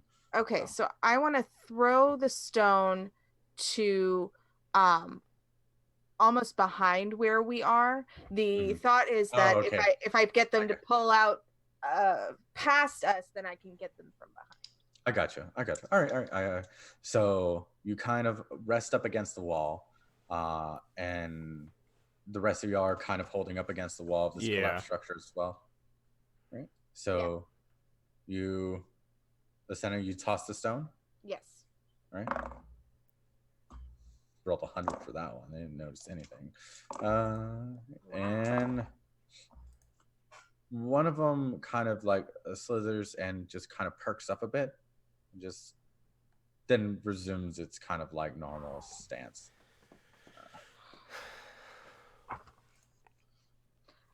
I get frustrated and I just throw one right at one of their heads. Okay. Roll the hit. Okay. So this is just straight range stat because you don't have the throw skill for improvised. Right. So this is just straight range. Okay, and range is 28, which is 2, and I got a 27, so 2. You hit it. All right. Yay. Choose where you want to hit it, actually. I want to hit it, like, I want to boop their snoot. Okay, so the snoot's actually like the snoot is actually above their head, right? So yeah, so right there. Bam! All right. So it just kind of like gets taken back. It does. I mean, you could roll a D5 -2. Sure. Yeah, 1. Yeah. It just goes and just has, and the head just turns. The other one heads turn, and yeah, they notice you. Good. And one of them, and so now we begin narrative round again. So, all right. But you are about 50. You are a good distance away. Yep. Which I probably should have penalized SR for distance, but we'll let that pass. You were angry enough that you absolved the penalty. And it starts like hissing at you, and then you see them kind of like put away their spears, and then from their back they pull out 2 javelins, and then they get ready to throw it. So what do you want to do? We'll go in circle again. Koara, what would you like to do?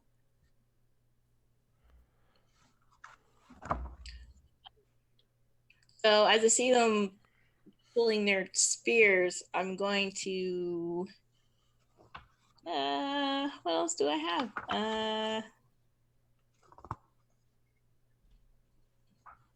I guess I'm gonna use my spammer ability and oh wait, I can't do that. You're about 50. You're about 50 feet away. Oh, 50 feet. I'm just gonna reload my weapon and take a shot. Okay, so you see Cora just lined up her steam rifle above the rubble and just all right, roll the hit. It's going to try to dodge. That is a 30. So. Ooh. And my SR is 35. So no change. So whatever your weapon use skill SR is, or Okay. Steam, in the middle of your page. For Steam weapon, SR. I think that's 3. It's 5. It's the middle top of your page. It says Oh, the weapon middle. use theme. Weapon Steam. Oh, it's Whatever. 5. Okay. Okay. So 5. You Yep. hit. Oh, actually no. It actually got 7. No. So you see if it just kind of crouches down as the bullet goes past it. Right. So Alazar, what do you want to do? You're 50 feet away. Oh man. And I don't have high enough agility to get extra movement because I just move 50 feet away, you say? Mm-hmm. Oh man. Oh dear. Oh dear. Oh dear. I'm gonna try to impress my companions here, so I am going to just run over there. I guess it's 10 AP to get there. Are you gonna overdraw to get an attack in? No. Oh no, this is narrative, so you actually wouldn't be able to. Yeah. I'm just gonna go up and bow, signifying that I am ready to take on these two. Okay. So you see I'm Alazar. So you see Alazar vault over the rubble and just goes as far as he can and prostrate himself in front of the serpent creatures. Yeah, I kind of like extend a hand, like, hey. Even though you can't reach him. Yeah. Like It's more symbolic than anything. Okay. Asena, what are you doing? You just saw Alazar vault over the wall and prostrate himself, and Kuara unloaded a shot down range. I'm gonna go and run at them. Okay, so you're gonna run as far as you can. Yep. So right after Alazar vaults, you go follow, but then you see him prostrate, and you start to continue go past him, and I leapfrog over him. I'm like, Okay. hey, wait, what? All right, so they took their narrative round to draw their javelins. We'll do initiative again. So That is, what do you add again? Your SR? D10 plus your agility or wisdom SR. Okay, all right. I got 11. All right, so 11 for Alazar. All right, so it's 9. All right, all right, and for you, Asena and Kuara. So I take the 3 that I rolled and add it to the SR of either your agility or your wisdom, whichever's higher. They're both the same, so 6. Okay. All right, and Kuara? 7. 7, okay. So we have the first serpent creature go first, sees you coming towards you, Asena, and moves in and spends... so you probably move about 30 feet, and so it moves of 20 feet and strikes at you. Sure. Do you want to try to dodge? Yeah. Okay. So it's going to roll to hit. Okay. And so to dodge, you roll against your agility stat, and then whatever the degree of success and failure is against your either. If you have a dodge skill, against your dodge. If you don't, it's against your agility SR. Okay. So I do have a dodge skill. Okay. Okay. It's not looking good. Okay. So agility is 35, and I got a 68, so that puts it down to 0. But I have +2 from my dodge, so 2? I think I did that right. So if you do have a skill, you don't have to worry about your SR for your stat. You use okay. SR from your skill itself. Oh, okay. So you're doing it based off 7. Okay, so I got -3, so it's 4. So I rolled a 96. Oh, nice. So it goes to swing at you. You see this blow coming in. It just sidesteps. It's out of action points. So next up is Alazar. You're up. You're prostrate on the ground. It takes 2 AP to get back up. All right, I'm gonna flip back up using my 2 Right. AP in a very awesome way. Okay. And There's one creature right near you, because it's just attack Asena. oh, I'm like, Asena, is this a private duel or? Just kill it. Okay, all right, fine. I will All right. slash at it with All right, Bright it's Star. It's gonna try to dodge. Don't do it, buddy. Cracker Jack. I got a 5. A 5. All right, it got 8. So it just sees you swing. It just moves its serpent-like body out of the way. I will re-roll that. All right. Oh my gosh. I got worse. All right. So so the drink still hasn't left Alizar. No. Do you want to attack again? Yeah, I'll use my offhand. All right. It's gonna try to dodge that. Don't do it. Oh, I got a 10 this time. Okay, so that is that will be 10 SR. Actually 11 SR because of 2 weapon. Because all right, yeah, so it got a 9 SR. So you do hit it with your offhand. Woo. Oh man, my crit chance is actually 10%. Oh, so you double your SR value. So in that case, you would have 22. But if you crit, it does max damage. So. And there's also, it says on my sheet, crit change to 1d10 die versus defenseless or vulnerable to target. That's for quick weapons. Oh, okay. So. All right, cool. So yeah, so I just do maximum damage, right? Mm-hmm. So that'd be 9. Yeah, 9, and then 1d5 fire damage. I don't know if that's maximized.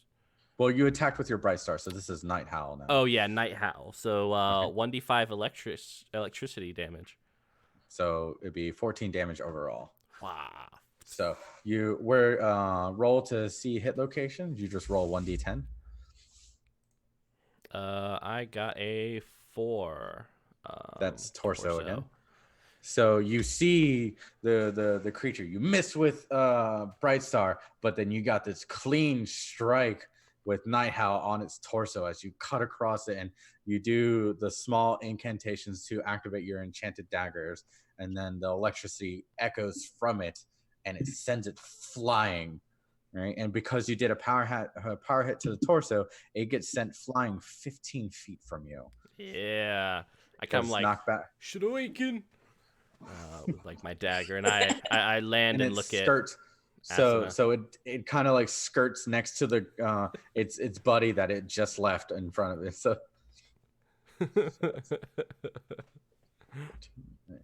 All right. That's it for me. Alizar looks very proud of himself. All right. And now it's the one that its buddies goes, and then Koara's on deck, and then Asena after that. So the buddy goes and sees this and just snarls, and red flares just comes out at you and comes to attack you, Alizar, except instead of attacking, it's going to try to grapple you. Oh, no, don't do that. Let's not. Oh, no. Let's not.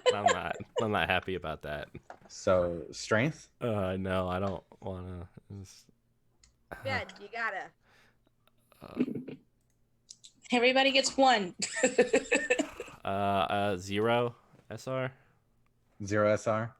Okay, so it gains plus 2 SR to grapple because it's a serpentine body.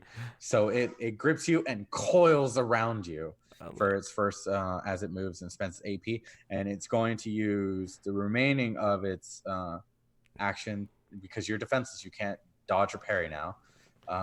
It's going to claw at you with its like elongated fingers. Guys. It strikes all right, so let's see if it roll the. It still hits with 2 SR, so it's going to hit across your chest. No. Oh wait, you're defenseless, so no. it does 1d10. Not the chest. So it does 4 damage to your torso. God. So, how damage works in damage mitigation is that you do have armor value on the bottom left of your sheet. Yeah, I got 3. So you do take 1 damage. All right. Do you have any advantage? Like there should be a letter. SF. All right. That means you gain advantage against slashing and fire. But it just halves that final damage and round up. So you still take 1. Okay. However, you're bleeding now. You are suffering bleeding 1 now. Bleeding 1. All right. Mm-hmm. All right. And that's its turn. Kawara, you're up. Asena, you're on deck. What are you doing? You just see Alazar get coiled around, and this thing is striking its claws right at him. Oh man! But the other one is on the ground in distance of the one that Alazar just kind of shocked away. So. Shocking. So I'm gonna go and try and assist Alazar with this current serpent creature coming at him with my. Let's do the storm tech blade. Okay.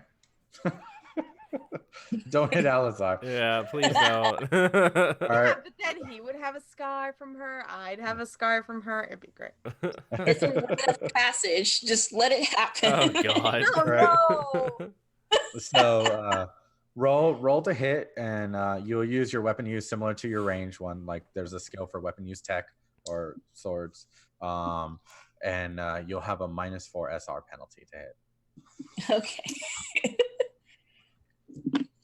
So I got 80 on that one. And I believe in what you. is its thing? Oh. Oh, okay. So where would I look to see if that? Oh, I did not. It did not. So you rolled Oops. an 80. Yes. All right, so that's -4 to your SR against your SR 5. So that would be a 1, and then a -4 for attacking a grapple target.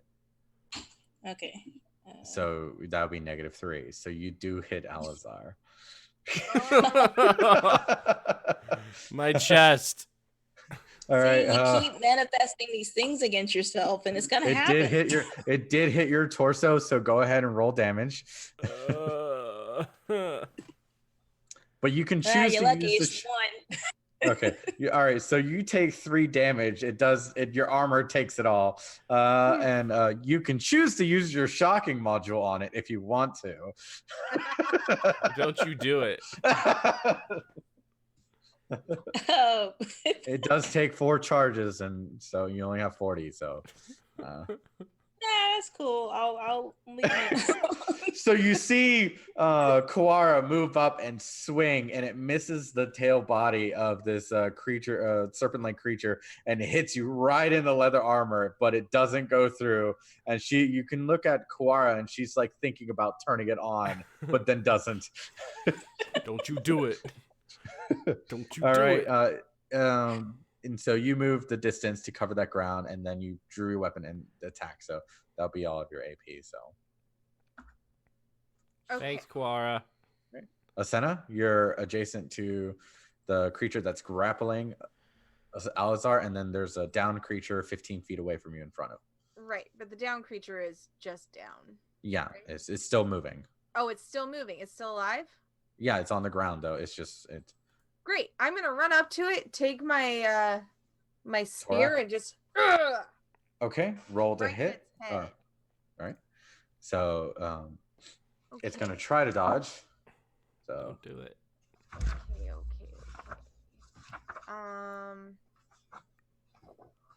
That's a strength.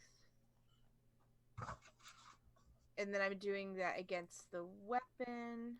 mm-hmm. So I got 7 successes. Nice. 6 to dodge. So you do hit it. Where roll to hit location. So it's a 1d10. Oh, okay. It's in the head. I got a 1. Okay. So then roll damage, which is 2d10 plus 6. which is insane in this game. Plus 6. You only get to attack once, but when you hit, it hurts a lot. That one was cocked. Okay, so so I rolled 8 plus 6 is 14. So as you swing down to its head, already hurt from Alizar's previous attack, you see your blade cleave right through it as his body is decapitated and rolls away. And I'll say, finish what you started. You stole. Alizar's still bound up. Kill stealer. So that's 3 AP to move and then 7 AP to strike. That's 10 AP. Is there anything else? Yeah, and you I've want? only got 1 left, so I don't think I can do anything for 1 AP. You just move 5 feet, I guess, toward the cages. Sure. Okay. All right. So then that's Asena's turn, and we go to Alizar. Roll grapple. All right, let's get out of this mess. It's bad. Oh man. No. Does this I got a count 2. as the for the background bonus? Reroll battle skill. Nope. Oh crap. It's not a battle skill. So I do bad. What's your SR? Oh, let's see, strength. -2. Oh, I got a 2. So no, you're still kind of like. Oh my guys. All right. Hello. So that's the end of your turn. The Django still has you in its grasp. Is going to take 2 of the its actions to swing at you now. 2 claws. So the first one, rolled a 20, does not crit, but hits. The second one rolled a 68, does hit, not crit. And so since you are defenseless, and you're bleeding, by the way. Yeah. So you take bleeding condition, which is you take 4 true damage to your character. All right. So you're. Hey, I've played League. I know what true damage is. Right. Vain. So it did 8 slashing damage. Oh wait, no, 7 slashing damage to your torso. All right. So in your case, it's -3, so you're at 4. Yeah. But So I have since a you have total advantage of against 5 to my. Oh yeah, and then there's a slashing in. advantage slashing, so it's 2 damage total. Okay. All right. So the second damage, but you take another round of bleeding. Oh god. Or another stack of bleeding. So it does 6 damage slashing towards your torso. So you Okay. take another 2. All right. But another stack of bleeding. So that's to your bleeding torso. 3 now. Yeah. So you kind of see like blood just now pulling out from like Alizar's chest as this creature starts clawing at him while it's coiled around his body. All right, Kawara, you're up. Asena, you're on deck. Kawara, your tech blade happened. You can see this creature not holding off against Alizar. Help. Ooh. So I'm gonna try again to slash at it with my storm tech blade. Okay. It can't dodge. You'll just need to beat an SR 0, but you do have a penalty of attacking in close combat, though. Oh, okay. Because it's constantly shifting and moving. Okay. Well, I rolled a 70, so is that divided by? Doesn't sound good. Oh, it's a 30. Okay, so that's 1 success. Okay. So you Thank do you. hit. You do hit. All right. Roll location and then damage. Okay, so I'm gonna go for its head, and the damage 2010. Okay, so that's 4 plus 2, 6. Okay. And Are you gonna turn on your this storm mod? time I will use. Yeah, I'm gonna use my shocking, which is Yeah. 2d6 Just of don't- stamina. Okay. Yeah. 2d5 So- stamina damage. on hit. So, Oh, D5. Okay, so that's just D10s divided by a half round up. So, okay. oddly, funny enough, I do have D5s. Oh, what? That's not a thing. That That is is a thing. No. That was the best thing I ever discovered. It's like magic. You guys are crazy. thing. See? D5. But because I don't have it right now, I am half of that, so 3. And again, another 3, so 6. 6 stamina damage. So you see the creature from this one attack echo through the electric current, echoes through it, and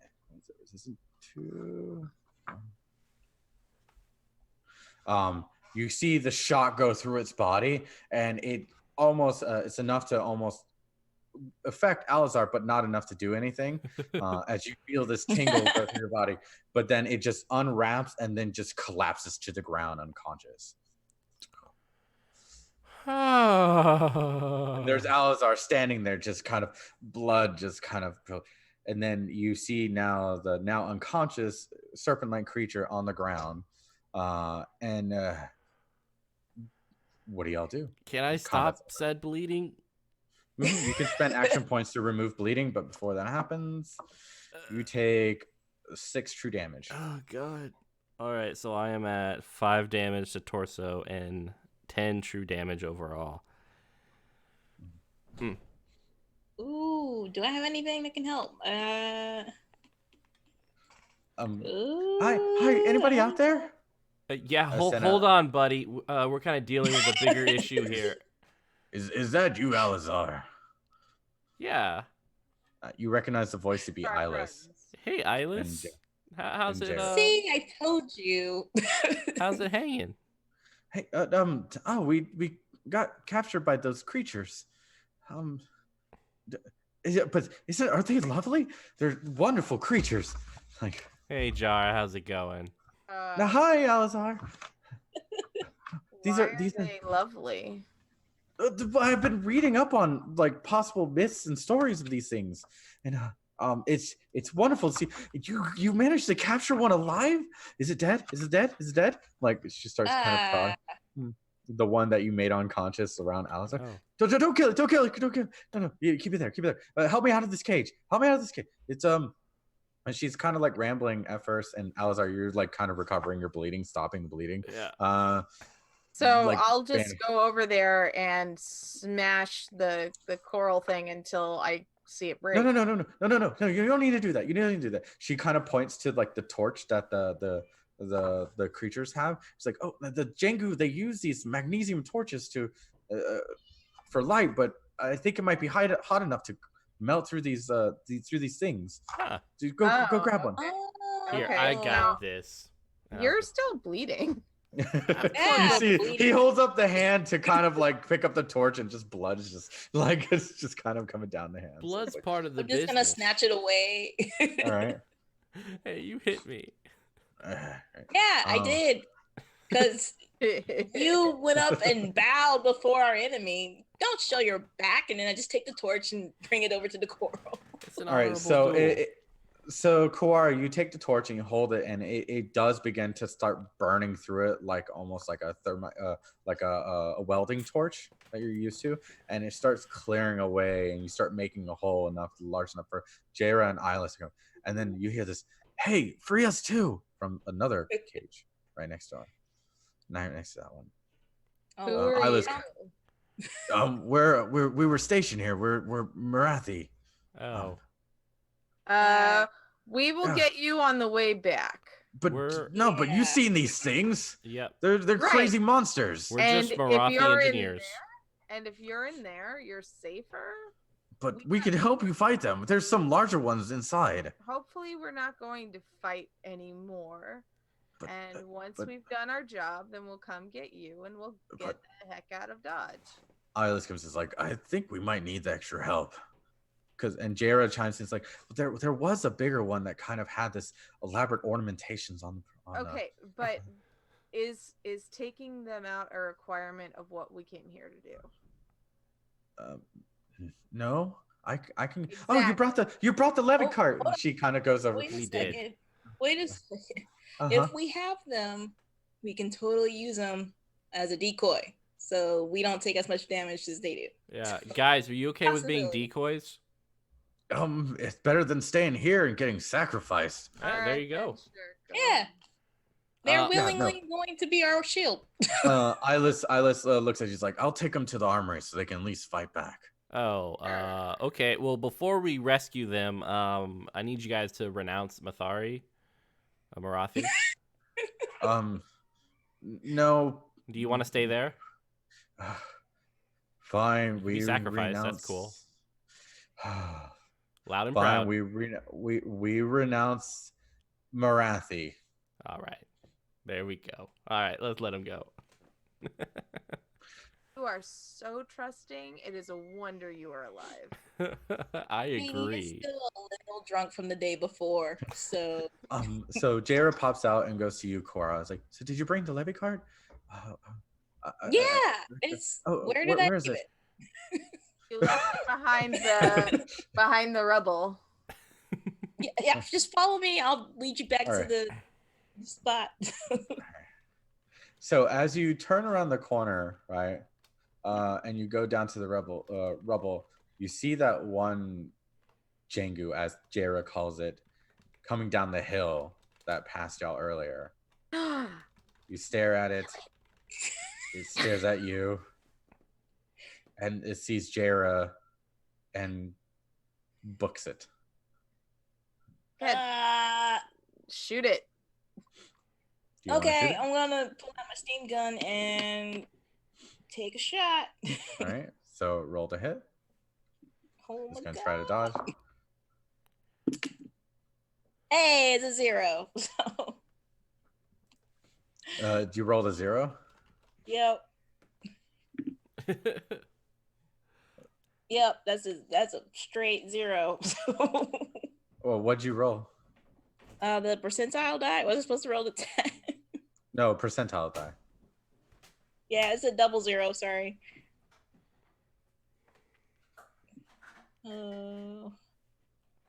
Yep, that does not do the thing. Because that comes out to 50, and SR is supposed to be 35.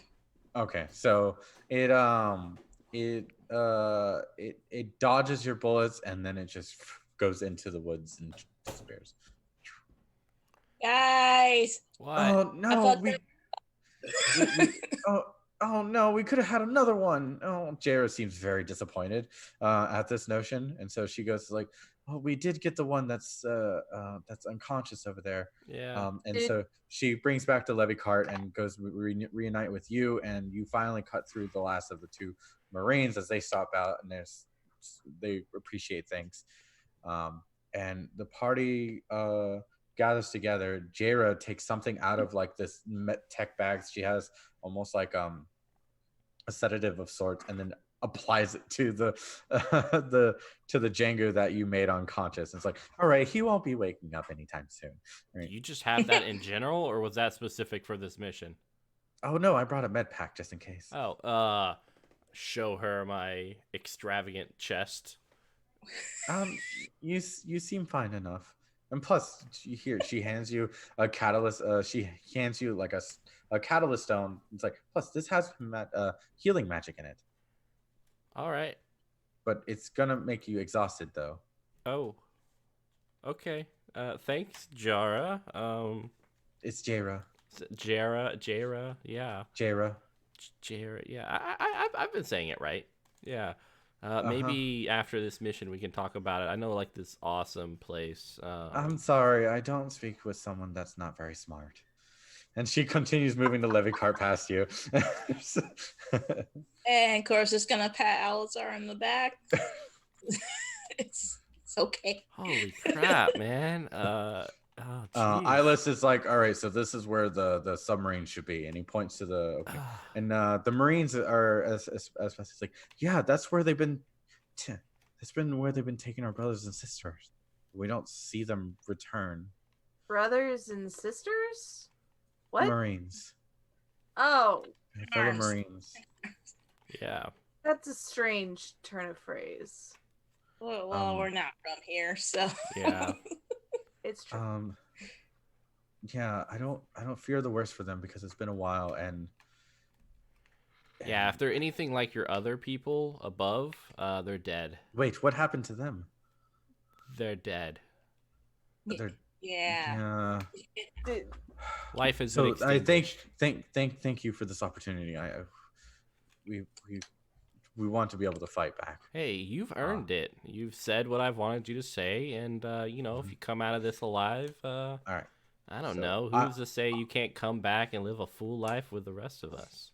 All right. So Eyeless kind of like goes up against the door and says, "All right, this is going to open up to a large hangar. In the middle should be an area where they've constructed the submarines. On the far end of this hangar is the weapon storage area. Kuara, I think you might like something that was worked on before I left here over there. So I'll bring the weapon Ooh, storage. all right. It better not be another weapon. She does not need another weapon. It's Cora's another just gonna weapon. ignore that and shuffle right on in. Right. So he opens a door, and it does open up to this large, almost two-story like type of hangar bay, and you see cranes almost that dots around all the corners, and then a few of them are broken and like fallen in, but you do see the exposed top of, or the top part of this submarine that's been built of like stainless, of like steel welding. And Cora's like, okay, time to get to work. And you see gantries going over it, and she starts pushing the levy carts. Isla starts bringing the Marines to the far end to the weapon storage area. What do y'all want to do? So Asuna is going to lean over to Alizar and be like, when she leaves a scar on you, it means she likes you.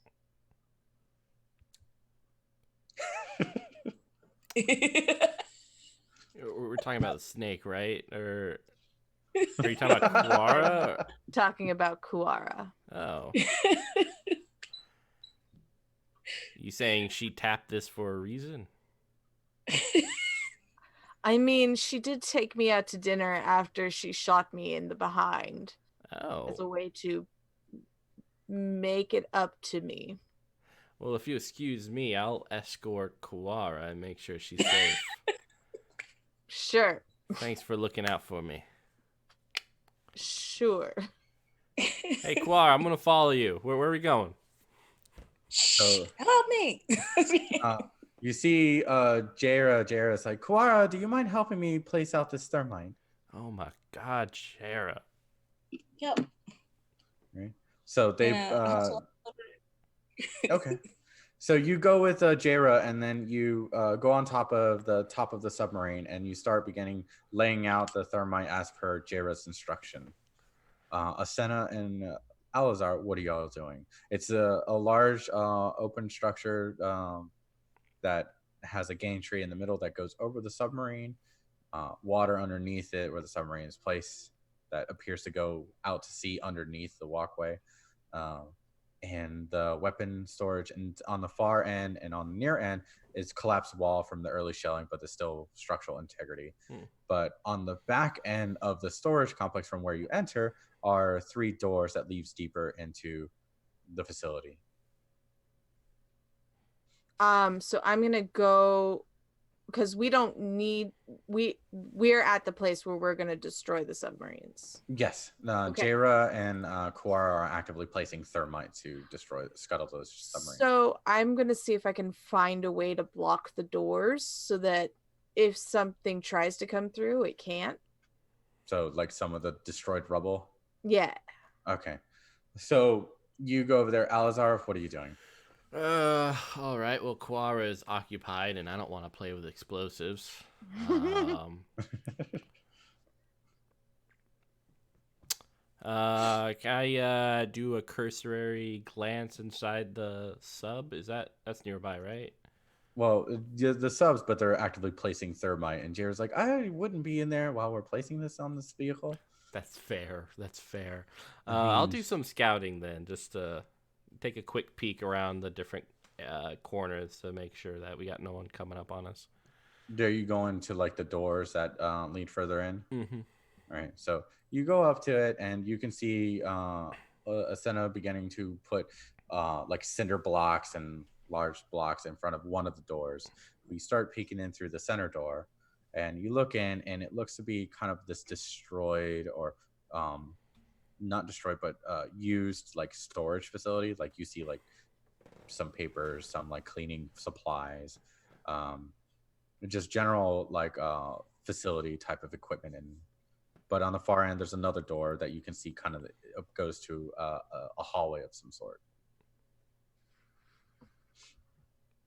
And you just hear this. The Senna just starts. Hey, Senna, you mind if I go down? Do you mind not putting blocks in front of this door? I'm just going to check down this hallway real quick. Make it worth my while.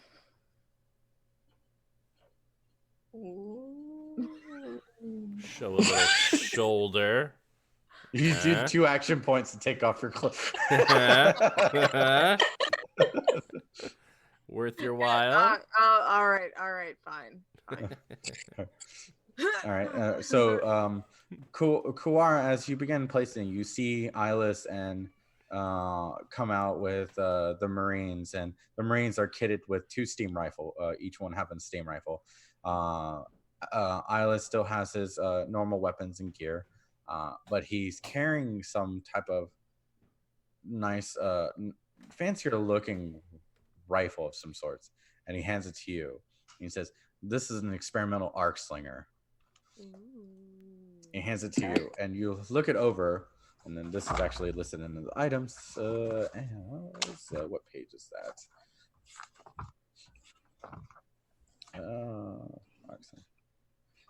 And it's experimental. I can shoot so many people with this. No, don't do it. What? There. It's just my tingling. It's happening. It is on page 79. 79. Okay.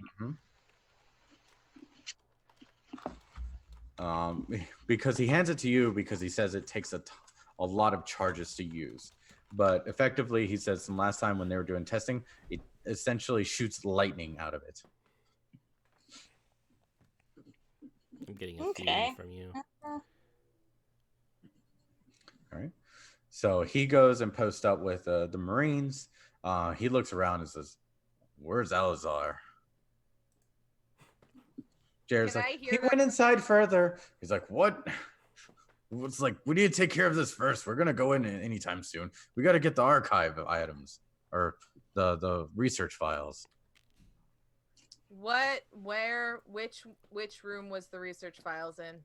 Well, it's after the hallway. It's on the right side. So I can continue to block up this one. Or... Yeah, that one leads to the mess hall. Okay. Yeah. Do that. All right. So he's like, all right. So he's looking. Jaira kind of begins to finish. He's like, "All right, we're done here." Great. Kuwara, we're done. We can step in. So it's like step on. All right. So Alazar, you're gonna go to the end of the hallway. Yeah. Roll a perception for me. I don't wanna. I got a 4 SR. Okay. So what's your total? A 4 SR total? Yeah. So as you approach the door, on the other side, you hear this kind of almost the similar warble and hiss of the Jengu that Jairus referred to them, but more deeper. As you like kind of look through the window, these Jengu are larger, and then one of them has kind of really ornate dress on it, and they're talking to each other. Now the two that flanks it are carrying spears and a large shield, like coral shield, much more intimidating than the ones you fought earlier. But the one that they're answering to, almost like a mixture of the two, of the earlier one and the new one that you've met, is not carrying any weapons. Okay. Is there a slit underneath the door that I could push maybe paper through? Yes. All right. I'm gonna check my backpack real quick, and I assume I have like a piece of paper and at least like, are there pencils in this world? Something to write with. Mm-hmm. Um. They don't see you though. Okay. So I'm just gonna write in Marathi and in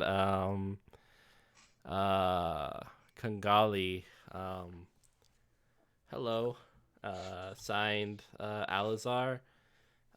Wrap it up and just kind of blow it under the door. Is that towards us or towards the? Towards the Or dead. it's toward the Jengu. Yeah. Okay. So you push it through. They're still communicating. They don't see your. All right. I'll give a quick little like knock on the door and then duck down. You just see their heads kind of snap toward the door, and one of them like talks to the other, the one that's kind of in that dress, right? Talks to the one of them, and you see them pull their what is it? Short spear and their shield, as one of them begins to reach out with his short spear and slowly turn the handle of the door. And I'm gonna go. Right, so you book it. Yeah. All right, so you're like, and you close. You go through the door. As you go through the door, I rolled an 8 on notoriety. You hear this hiss, just as the door closes behind you. Right, what do you do? I'm starting like pushing all the blocks to that door. Like, hey guys, they didn't like my note. No, we need to get in there still. Oh, we need to go. What do you mean they? So bigger ones. Oh, for the love of the All-Mother. Oh, those are the ones that I was telling you about. You hear one of the Marines. It's like you see him start up his like kind of steam rifle, and then they all began to like aim at the 2 doors that you haven't blocked up yet. And you see Eyeless start pulling his battle axe, and then Jaira kind of like goes and hides, and then Cora, what are you doing? I am excited that I have a new weapon, so I'm gonna go with the soldier guys to go up towards the door. Come on, boys, let's go. We're not going anywhere near there. You said you would help. Said we would help from range. And all right, everybody, narrative. How are you setting up? The door from Uasena is probably about 15 feet away. You have the closest one that Alizar ran out of, but then you have the further one that's about 25 feet away. Alizar, you're kind of in front of the. Oh, sorry. I was gonna say. So I probably got dust all over me from moving rocks. Mm-hmm. So I just take my fingers and I smear down my cheeks like war paint, and I take my Turok and just. And you're just readying. Just okay. Ready. Fucking badass. Okay, and. All right, Alizar, what are you doing? You're kind of in front of the main doorway with the thing that hissed at you as it ran through. All right. Oh fuck. So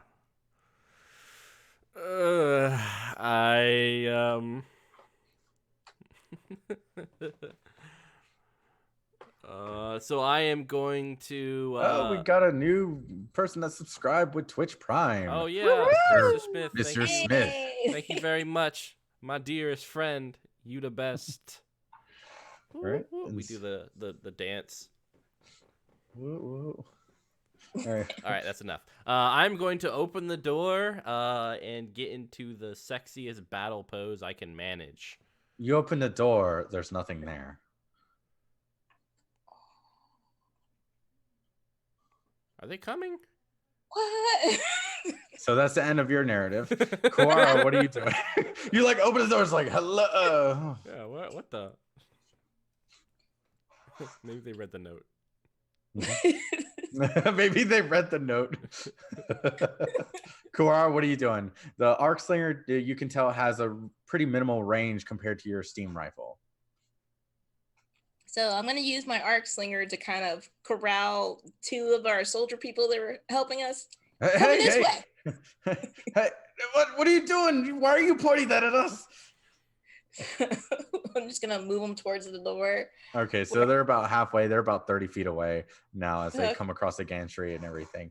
All right, and so Alizar's at the front area.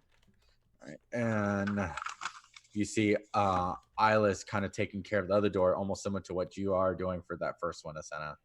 And you kind of see Jera in the back. She has like a little steam pistol, and you hear this click of the receiver, Jera, and then you see all the thermite ignite, and you just see this flares of light that start burning through the submarine as it starts billowing smoke up from it, the melting of metal. That was a really And- great accidental effect, by the way. when you hit the Mhm. pop filter, yeah. Did it make a noise? It went as you were saying things light up. It went. Whoa, whoa, whoa, whoa, whoa, whoa, whoa. Oh, that's really? awesome. I can't hear it on my end.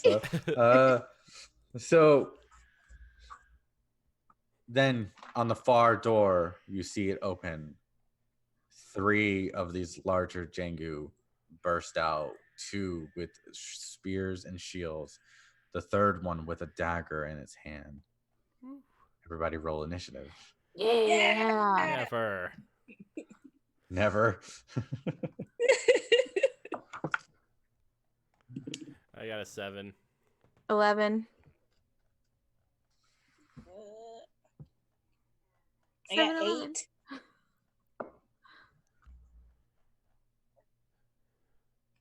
All right. Who's Alizar? 7? Yeah. All right. Asena? 11.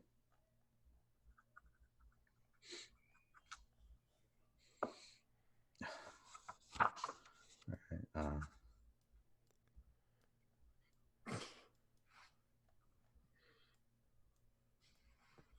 All right, and then we'll go with Eyeless. 8 as well. And you said Quar, you got 8. Yes. Right. So Asena 11. Quar 8. And then Marines. Of course, I rolled terribly for them. All right. Alrighty. Oh, So- kitty, we get bonuses to our rolls, right? Because we see a cat. Because my cat's right there. See, that's my Totoro. Plus, I pushed like 2 of our soldier people in front of us. It's So true. It's that plus true. 2 eyes plus. Just using them as armor. So the larger ornamental one is going first, and then Oh, one of you see it takes the dagger and just cut itself. And then what you see is that it starts doing some weird type of like warble and hiss as you see the blood begin to formulate into spikes. And then it goes to, What? let's see, it goes to the Marines. Yeah. These some shaman guard snake people now. We went from one game to like Star Trek real fast. Mixed with Dragon Age and blood magic. Right? Like, well, at least in Dragon Age I can forgive the blood magic because Meryl is bae, but you know. Oh, Meryl is. Oh, honey. Love Meryl Alright. so much. She just wanted to make the world a better place. We'll have a discussion offline. All right, it crits with this hurl of blood bolts Oh, at the dear. Marine. And it does. Oh, Marine okay. dead. It does 16 damage. Wait, Ow. Well, you know. Is he dead? You see? actually, no, wait, hold on. It's Oh, gonna actually. man. All right, so it does 18 damage as it hurls right to the Marine, and as you start failing, you see just one of it get launched back as this kind of like coral-like bolt just stabs right into his torso, and he's just like, ugh, and he falls to the ground. He's still alive, but he's not feeling too good. And then you see it doing it again, carve into his other arm, like the slit that's pre-made into his other arm, as the blood pulls up and it formulates into a coral and then launches again. Holy heck. Okay, I didn't crit, but I did hit, and it's going toward 1, 2, 3, 4, 5. Alizar. Don't you dare. All right, you can roll to dodge if you like. Yeah, I think I'm going to try to dodge. Okay. It feels like I should. So No blood for the blood god. no blood for the blood god. All right. I got an SR8. Okay. Oh god. So I got a 90 on my roll. So safe to say it hits you. Yeah, I don't want to talk about it. All right. So it hits you. It hits you in the torso, and it's gonna be piercing damage. It does. I rolled a 1. All right. It does 3 damage to your torso, and you have 3 armor. It did nothing as it glanced off your shoulder. All right. All right. And that's and it starts moving forward past a few of y'all at 15 feet, and it's about 10 feet away from the water that is surrounding the submarine itself. Okay, now the ones that are flanking it, coral for the coral throne. The one flanking it is going to engage you, Asena, and the other one is going to engage Eyeless. Right, Bring it. so it's going to swing and attack you. All right, you want to roll the dodge? Yeah, of course. Okay. I rolled a 93. Great. Minus 3. So I got 4 SR. I got. Hang on. I got 3 SR. So it still hits you. It still hits me. All right. So it hits you on 0, which I believe is the left leg, or the right leg, one of them. Right leg. All right. It's only a flesh wound. All right, and it's going to do. I rolled a 1 for damage again. All right. 4 damage piercing to your left leg.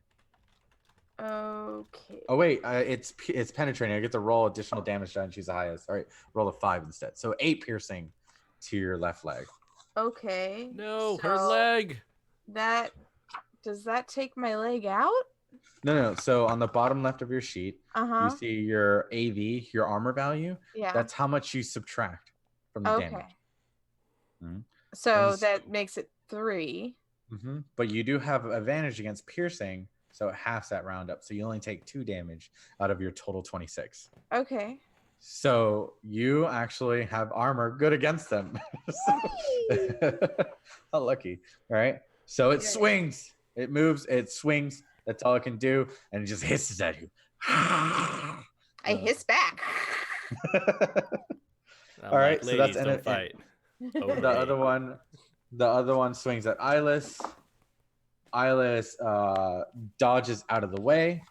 All right, and now it's Asena, your turn. Quara, you're on deck. All right, so I am going to swing at that dude who swung at me. Okay. With my big shiny weapon. It's going to try to dodge. Mm-hmm. I crit success on the dodge. Okay. How do I know if I crit on the weapon? If you roll less than your crit range for the weapon, it's listed under your weapons. Crit range. So that's like a 7? It should be underneath your damage on your weapon. Okay. sheet. So total is 7. All right. Well, I got a 17. So Okay. I It could still hit, but the dodge is. Yeah, it got a 28 SR. Okay. When you crit on a defense reaction, it doubles your SR as well. Okay, I Same was thing like, how... holy heck. Yeah. Okay. All right. So it sees you swinging that weapon. It just moves and shifts over to the side. So.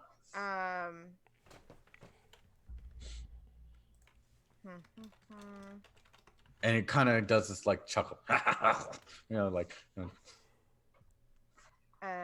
Then I would like to, Can I just like try to punch him in the face with 5 AP? No, I Yeah. couldn't. I don't I'll have allow enough it. AP for that. Oh, you don't? No, because I spent 8 with my thing. And Okay. how many You AP can would that be for punching him? be 5. Yeah, so I only have 11 AP. Okay. So you can assume a defensive stance if you want. That would increase your Sure. SI. All right. So We'll you're do just that. like swing and you just leave your weapon nothing. All right. Now it's Kawara's turn. Alizar, you're on deck. Cool. So Koara is going to very confidently run up on his thing with their arc slinger and try to strike it. All right. Which one? The ornate one with the blood shield going. Okay. So the one that moved closer to you. All right. It's going to try to dodge. Yeah.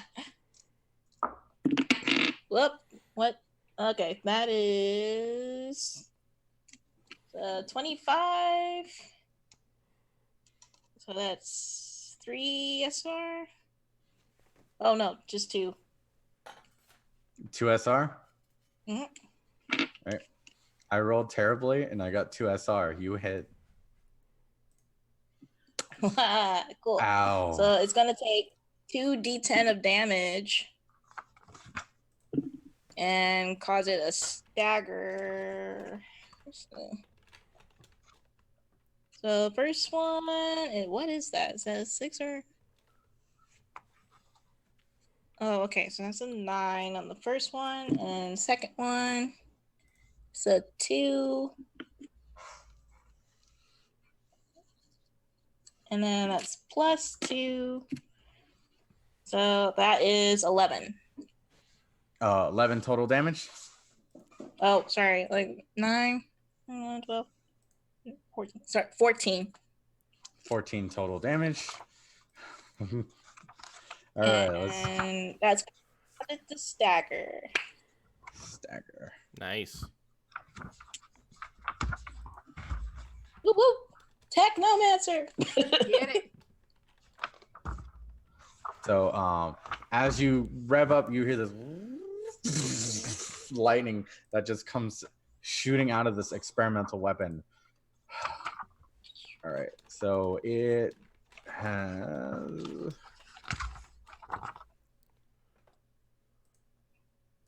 you hear the impact of the weapon just arc through the creature's body as its skin ripples apart as the lightning kind of encompasses its entire form and falls to the ground, body almost boiling from the intense amount of electrical damage. Oh yeah.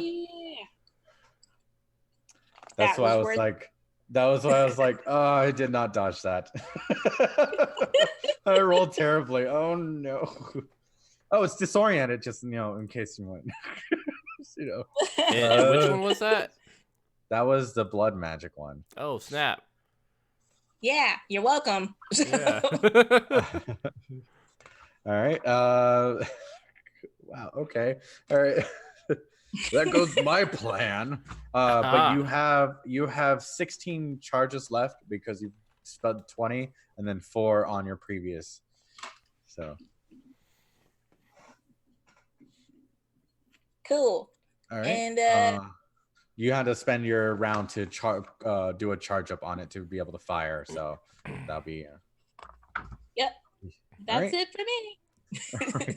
So you see Asena just going and duking it out. Then there's Eyeless duking it out, and then everybody just sees this lightning going off in distance right next to y'all, and this ornate magic, blood magic creature just falls to the ground with lightning kind of echoing off its body onto the ground until it dissipates as it's moving. So Alizar, you're up. Marines are on deck. Oh man. So who's left? The I'm two fighting. ones with the spear and the shields. Let's go up against that one then. Let's do this. So right. how much The AP? one that's How much AP You're do I have about- to use? You're about 5 feet away from them. Oh, okay. So 1 AP, So 1 AP. to move in, and then first attack. All right. It's going to try to dodge. Haha. All right. So The one that hit me or the other one? the one that hit you. Okay. Okay, Plus so one. that is a 6 SR. 10 SR. Oh my It gosh. moves out of the way. All right. My offhand attack. All right, it's gonna try to dodge that one. Wah! I got the same thing. Well, this is 7 SR this time. 7 SR. I got -2 on the roll, so you hit. Right. All right. So that is. Oh. And this is Night Howl. Yeah. So that is 8 damage, and then. Are you turning on your Oh storm? yeah. All right. So roll the electric damage. 1 electric damage. Oh, not enough for a power hit, but Yeah. still 8, 9. So they take. Oh. So they take 9 damage. Bring it. Right. So 4. Come All up right. on me. But it does get knocked into the wall. It has knockback 2, right? Yeah, it does. Okay. So it takes 2 additional D5s, which is 7 more true damage. That knockback. And I'm like, so you read It'll my lock. note. So Gave them a note? It's as you're fighting, you gave him a note. you see the one that you shocked just get slammed into the wall. They're just like. I wanted to see if they, I don't know. Is that all you can do? Yep. Right. I think you have AP left over to do a defensive stance. Oh yeah, I have. Let's see, 2 AP left. Oh yeah, 2 AP to do a defensive stance. All right. Cool. All right. So Marines are up. It's back to the creatures itself. Ilis is actually going to roll first. So it swings. The creature dodges. He's going to overdraw and swing again. The creature does not dodge. Gets hit in the lower body, and he does 12.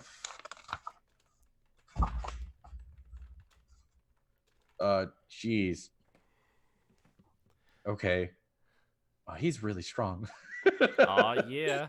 12, 7 plus 7, 19 slashing damage. Oh, with snap. his great axe. Wow. He swings like with heavy might, and then you can see kind of the creature that he's fighting. Let's see. 14. Barely standing up. Just looks like it's on its last kind of tail. I was like, last legs, they don't have one. All right. All right. So the Marines are gonna go. They're gonna take inspiration of your arc slinger. The one that got hit is gonna kind of just lay there and be crying as he slowly gets up and aims and fires. The creature dodges. The other one, the creature does not dodge. The one that y'all both are fighting. But that's his last dodge. Hits in the torso, and it does 5 plus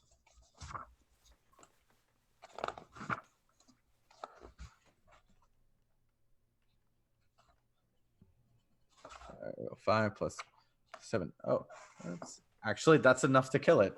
Yes. So you see this the echo of 2 steam rifles going into this interior structure. One hits the creature as it gets slammed into the wall, and then the bullet strikes it true into the torso, and it falls to the ground in front, and its shield and a spear scatters out in front. The other one misses, but that is it. Jaira is still kind of like hiding behind a gantry. She's not going to do anything.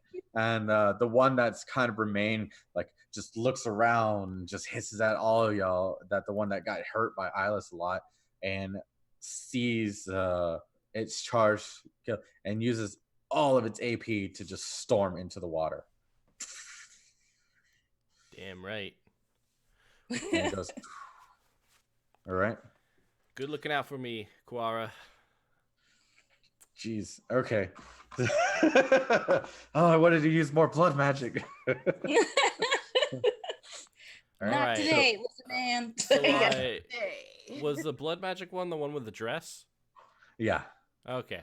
And Cora was like, oh, I've never seen some. She's not Cora. Jared like comes around. It's like, I've never seen something like that. That's fascinating. And and all this happening within like 10 seconds, 12 seconds time. The ship's still sinking behind you as it starts now going underneath the water. Yeah. And Is the dress final made out research. of anything different? Is the ship supposed to be doing that? Yeah. We melt the hull so that way it's completely submerged and unretrievable. Yeah, we Okay, won. let's do the let's Oh. well, okay, first of all, what else did you see in that hallway? There was a bigger one, right? No, those are the three you saw. Yeah, that's it. Yeah, I left a note, and I guess they took offense to that. And that ship, is that going to explode? No, it just merely melts the almost the entirety of the exterior of where I placed it, so it's almost near unsalvageable. Yeah, it's kind of disappointing, but I understand. It doesn't blow up. Thermite doesn't blow up. Let's do the thing where we go and we get the schematics that we still need, and then let's leave. Can we have time for samples? No. No, why not? Because there was one that got away, and I don't know where it went. Probably one went to go did get as that well big outside. What? What? There's a bigger one? Does that excite you? These creatures excite me. Yes. Oh, okay. Yeah, that's fair. Twitch. Well, why don't you grab this dress? Because I'm actually curious about selling that. Oh, good idea. And Ilis is like, no. We need her to identify what research we need to retrieve. So afterwards, can we collect samples? No. No. She kind of like has a sad look on her face, and then the Marines are kind of like sitting there. It's like, what the hell? We got rescued by these folks, like, and you renounced your nation. Like the guys, military guys. Thanks for your service. You can leave now. Bye. Wait, what? Huh? Oh, we're allowed to leave? Sure. Oh, by the way, one of your buddies is out there. I guess use this torch thing and it'll get him out. Oh, and they kind of like hesitantly like kind of grab the torch. Wait. Cover your hand first, then grab the torch. The torch handle doesn't hurt, but it's just the heat that comes. Are you okay? Me? Yeah. My leg is bleeding, but otherwise I'm fine. Goodbye. Have a nice life. Okay. And so they quickly scramble out. Yeah, hope to see you at our next mission. You hear the door close behind, past them. And so Ilis is like, you done with that? I got to go through deeper into this facility. Yeah, let's do this. He opens the door. You go down this hallway. You do see kind of like the slither marks through the dust of this near class building. And you go in and you see down to the right side in open windows these like kind of research stations in this room. There's stacks of paperwork but the door that would normally lead to it has been blocked by rubble. So he tells you that you have to go down for the hallway to enter through the other side of the door. Other side of the hallway, there's another door. He continues forward, leading you all, and he kind of stops at this corner. And then you follow suit. Who comes first around the corner? All right, Alizar, you come through, and you can see in the far end this large steel circular door, like kind of like almost vault-like door. Part of it is slowly melted away, but flanking it are bodies drained of blood. Do we know what a vampire is? There's myths of vampires, but from what you can tell from the blood magic used earlier, that might have been something that they were using the bodies to get through this door. Ilis is like, well, looks like they didn't manage to get through. Maybe was that why they were gathering those bodies up there? And probably human sacrifice, like. Well, instead of their own. Jared's like, it's fascinating, isn't it? It's and not. She kind of like, but we could learn so much from these creatures. Do you want to learn how to sacrifice other people in order Well, for? no, I want to learn how to protect us from them. And like she looks to the left, and on the left side, you actually see the windows leading into what looks to be like an autopsy room, and you do see these Jengu creatures on these tables, seemingly worked out. She's like, samples are already there, and Iris kind of like pulls her and brings her into the research room that flanks the other side of the hallway. And this is kind of the room where he's like, all right, so this is where the schematics are. And so she's like, all right. And so she starts going through it. Yeah, let's not dilly-dally. No dilly-dallying. I will stand guard. Okay. Are y'all in the room with Ilis and Jera? Yeah, I am. Yep. Can I help so- search for the files? Go ahead and roll me a tech task. So y'all start keeping an eye out as you look around just to make sure any type of surprises or danger. Alizar is twirling your dagger, just trying to do little tricks to impress Asena. Okay, I got 4 successes. Okay. The SR was 10 though. Okay. So so you, with the help of Jera, you're able to identify the schematics, which reduce your overall time to be able to gather everything. So what would normally take an hour would take you 30 minutes of searching and gathering. And so, all right, I think we got everything. Oh, we did? Okay. Put my daggers away. As they come out, they can see that Asuna and Alizar have been like fake sparring. He's twirling his daggers, she's twirling her giant sword and showing like different moves, and they're just doing this quietly, but still. We're ready. All right. So he kind of looks at both of you and it's like, and we're paying. Y'all did a good enough job, so I'm not going to question y'all right Good now. enough. Oh, come on. You're We did save your lives. Yeah. Fair enough. Oh, And fair so he- enough. Like, thank you. You so owe us you- a thank you. He Got he's one, holding. it's fine. And so he kind of looks back, and you see he goes back to Jera. Jera, is everything prepped? Yeah, everything's prepped. And you see her hit the switch again, and whatever leftover thermite just goes through the room as it starts engulfing all the paperwork that they can't gather. I should start working with Fun. thermite. Can we leave? Yeah, that's the plan. All right. All right. So we hit the epilogue of the scenario. Yay. Y'all leave the facility and you start heading out back toward where you had the landing point. Jera has the levy cart. She actually loads up the unconscious Jengu from what earlier that Korra I stunned. feel bad for that creature. She's like, oh, I'm going to do so many experiments on this thing. Wait. Since it's a new discovery, we get to name it, right? It's a Jengu. Yeah, That's what but it's who called. who called it that? They call themselves that. Yeah, they don't get to call themselves stuffs, right? Yes, they do. They have their own society and culture. This confirms that they exist. They don't. There's been Let it so go.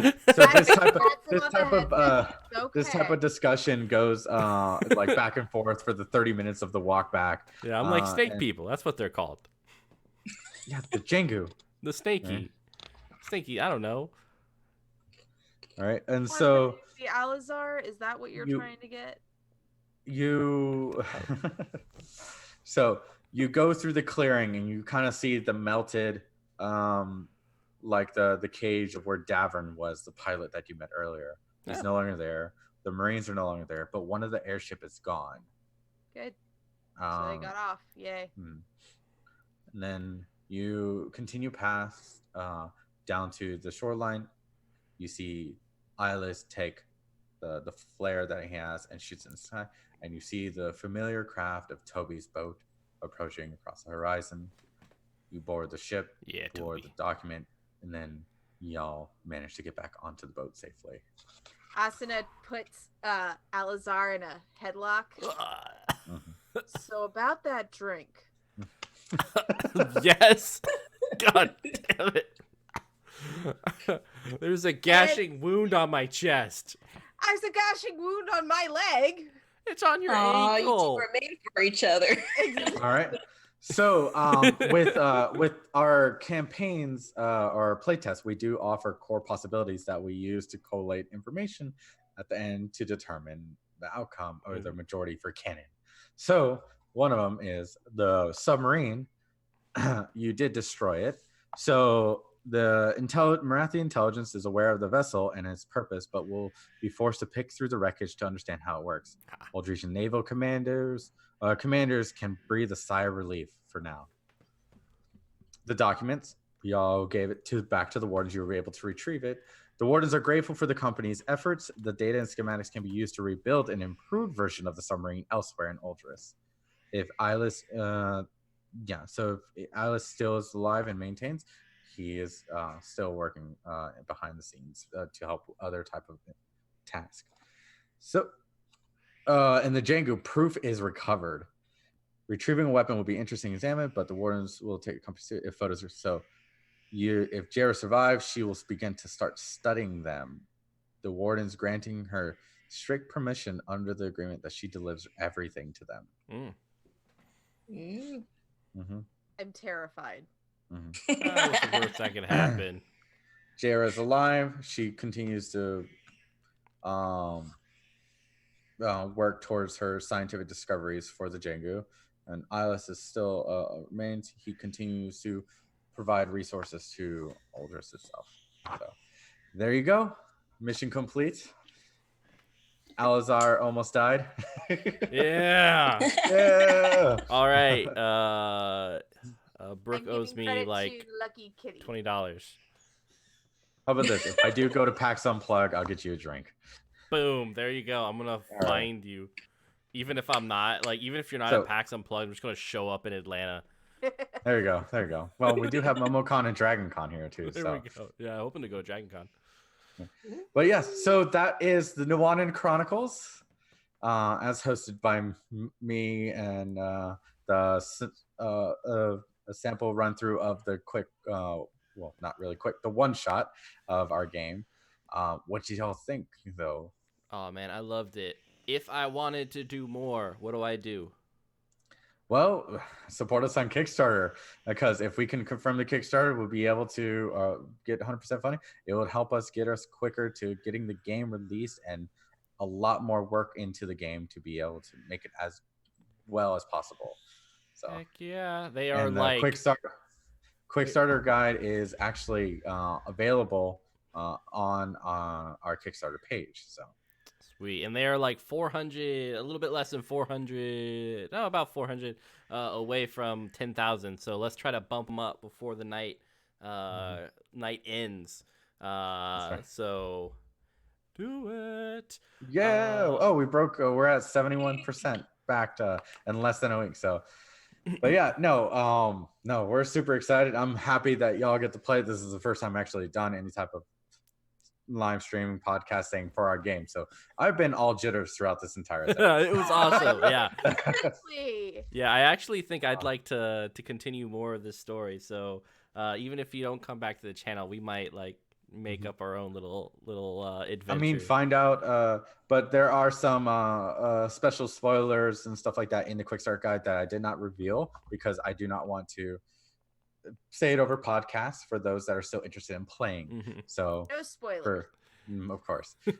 So if y'all the ones that played tonight, Senna, Kuara, and Alazar, if you want to look through the Kickstart guide, you can kind of see the other different avenues that could have been approached through this actual event tonight.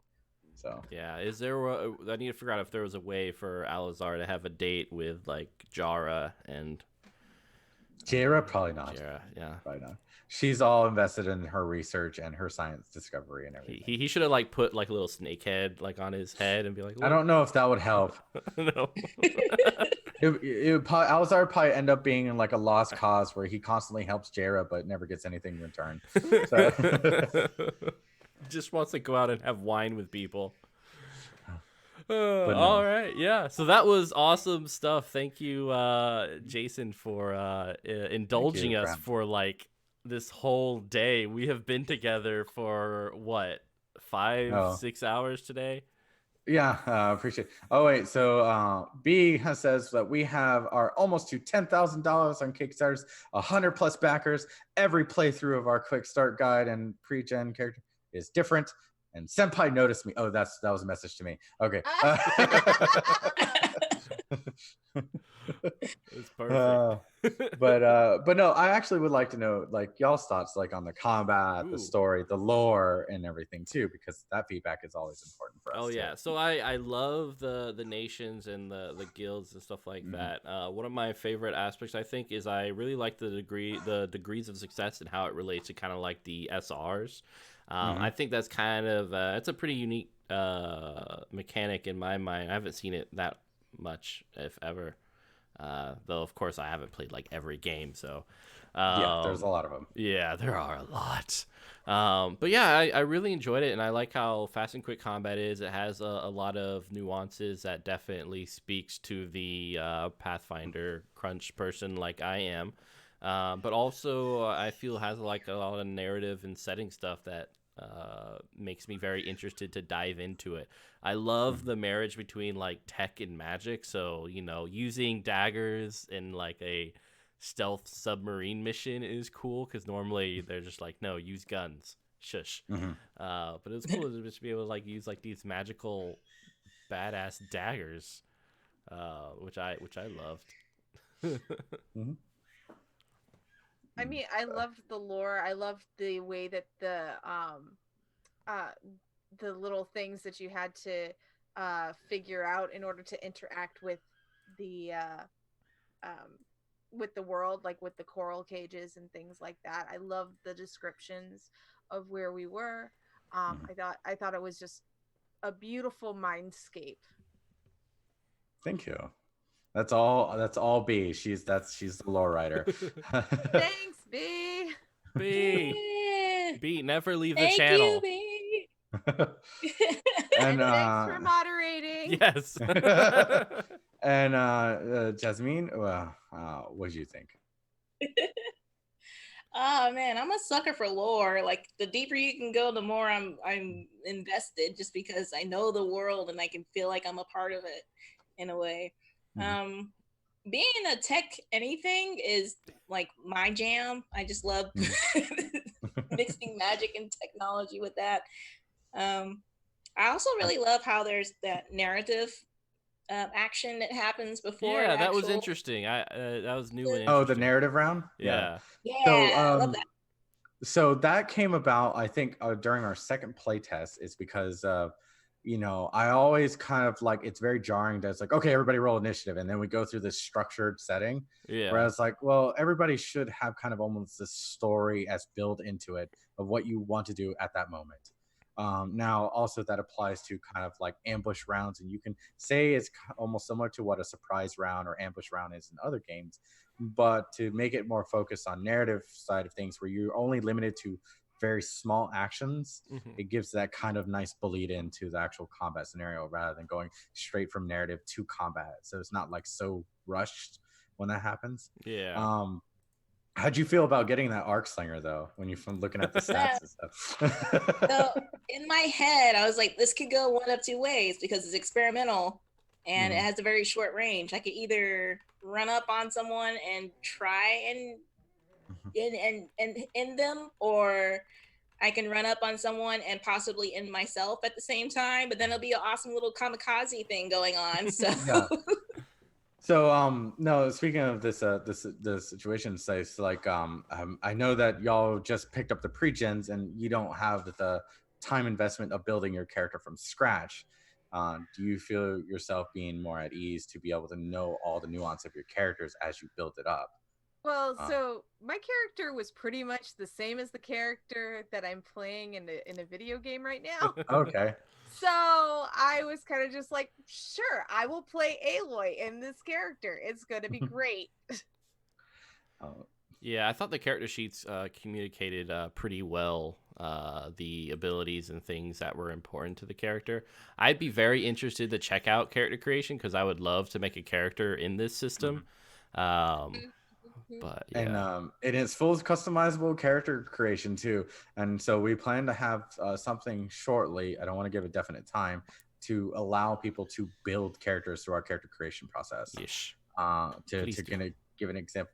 But one of the things though is like there are a lot of tactics involved, especially when the number of reactions something has versus what weapons. Because one of the things that I saw a previous playtest group do is that they would use Alazar with his number of attacks to bleed through the enemy reactions, and then Asena will follow through and swing and guarantee a hit with a 2d10 weapon. Ooh, You yeah, know, that's fair. or vice versa. They'll try to dodge Asena, but then you got Alazar or Kuara doing more damage. So what you thought earlier about drawing one away and then attacking it, that was a really great strategy. It just didn't really pan out that way. But it could have gone vice versa, because Alazar, you realize when you didn't have any defensive means whatsoever, you were getting pummeled. Oh my god, I was getting rocked. So Did not like so it. like playing a very strategic, because you don't have very many reactions. And Asena is kind of the worst at this because she only has a dodge. She can't parry with her weapons. But that's kind of where you offset it with better armor. Asena does have better armor, so she can still take the hits a little Yeah. bit more. But the game doesn't disallow you from wearing better armor anyway. So you can be a magic user and wear better armor. Heck yeah. So. Yeah, so like if you ever put out the character creation stuff, we would love to do Of course. that and do some more stuff with this, because that would be awesome. But yeah, so any questions for me or any comments and things like that with thought process and stuff? So Where can we find out more about the game online? on our website at brokendice.net, our Kickstarter has a lot of information on it as well. And if you follow us on Twitter and Instagram and Facebook, all the links are on our website and our Kickstarter page. Follow us there. We do calls for artwork that we're going to be presenting out, and submit lore pieces, lore drops, and stuff like that. So Heck yeah. All right, guys, you heard it. First, limitations on character builds. Real quick question from Miss Owley. No, the only limitations would be your actual stat in order to do certain types of talents. But even then, that's not very much. So Awesome sauce. All right, I guess everyone, that was a wonderful night. Thanks again for getting past Thank the you. weekend and hanging with us on this awesome Mondays. Mondays are the best. For the rest of the week, tomorrow, Tuesday, the first day of October, we are running the Genesis at 7:30 Eastern Standard Time. Watch us as we continue on in this wonderful world made by Six More Vodka. And on Thursday, we have the creator of Shadows of the Demon Lord, who will be gracing us, of course, with a interview, as well as a one-shot of his new Kickstarter, Punkapocalypse. Yeah, I got that right. So it should be awesome stuff. Yeah, I'll probably always butcher that. He's going to tease me so much. Or at least I'll tease myself with it. Nonetheless, that is Thursday, 6 p.m. interview, 7:30, the one shot. And I'm not even doing the interview, so it will be awesome. We will have a good friend of mine, David, running that. So nonetheless, feel free to subscribe, etc. to Penny for a Tale. We got an awesome website on the Wix, but you can all find this information on Facebook as well as just below. So nonetheless, you guys have a wonderful night, and it has been a pleasure once again. So bye, everyone. all right, bye. Bye.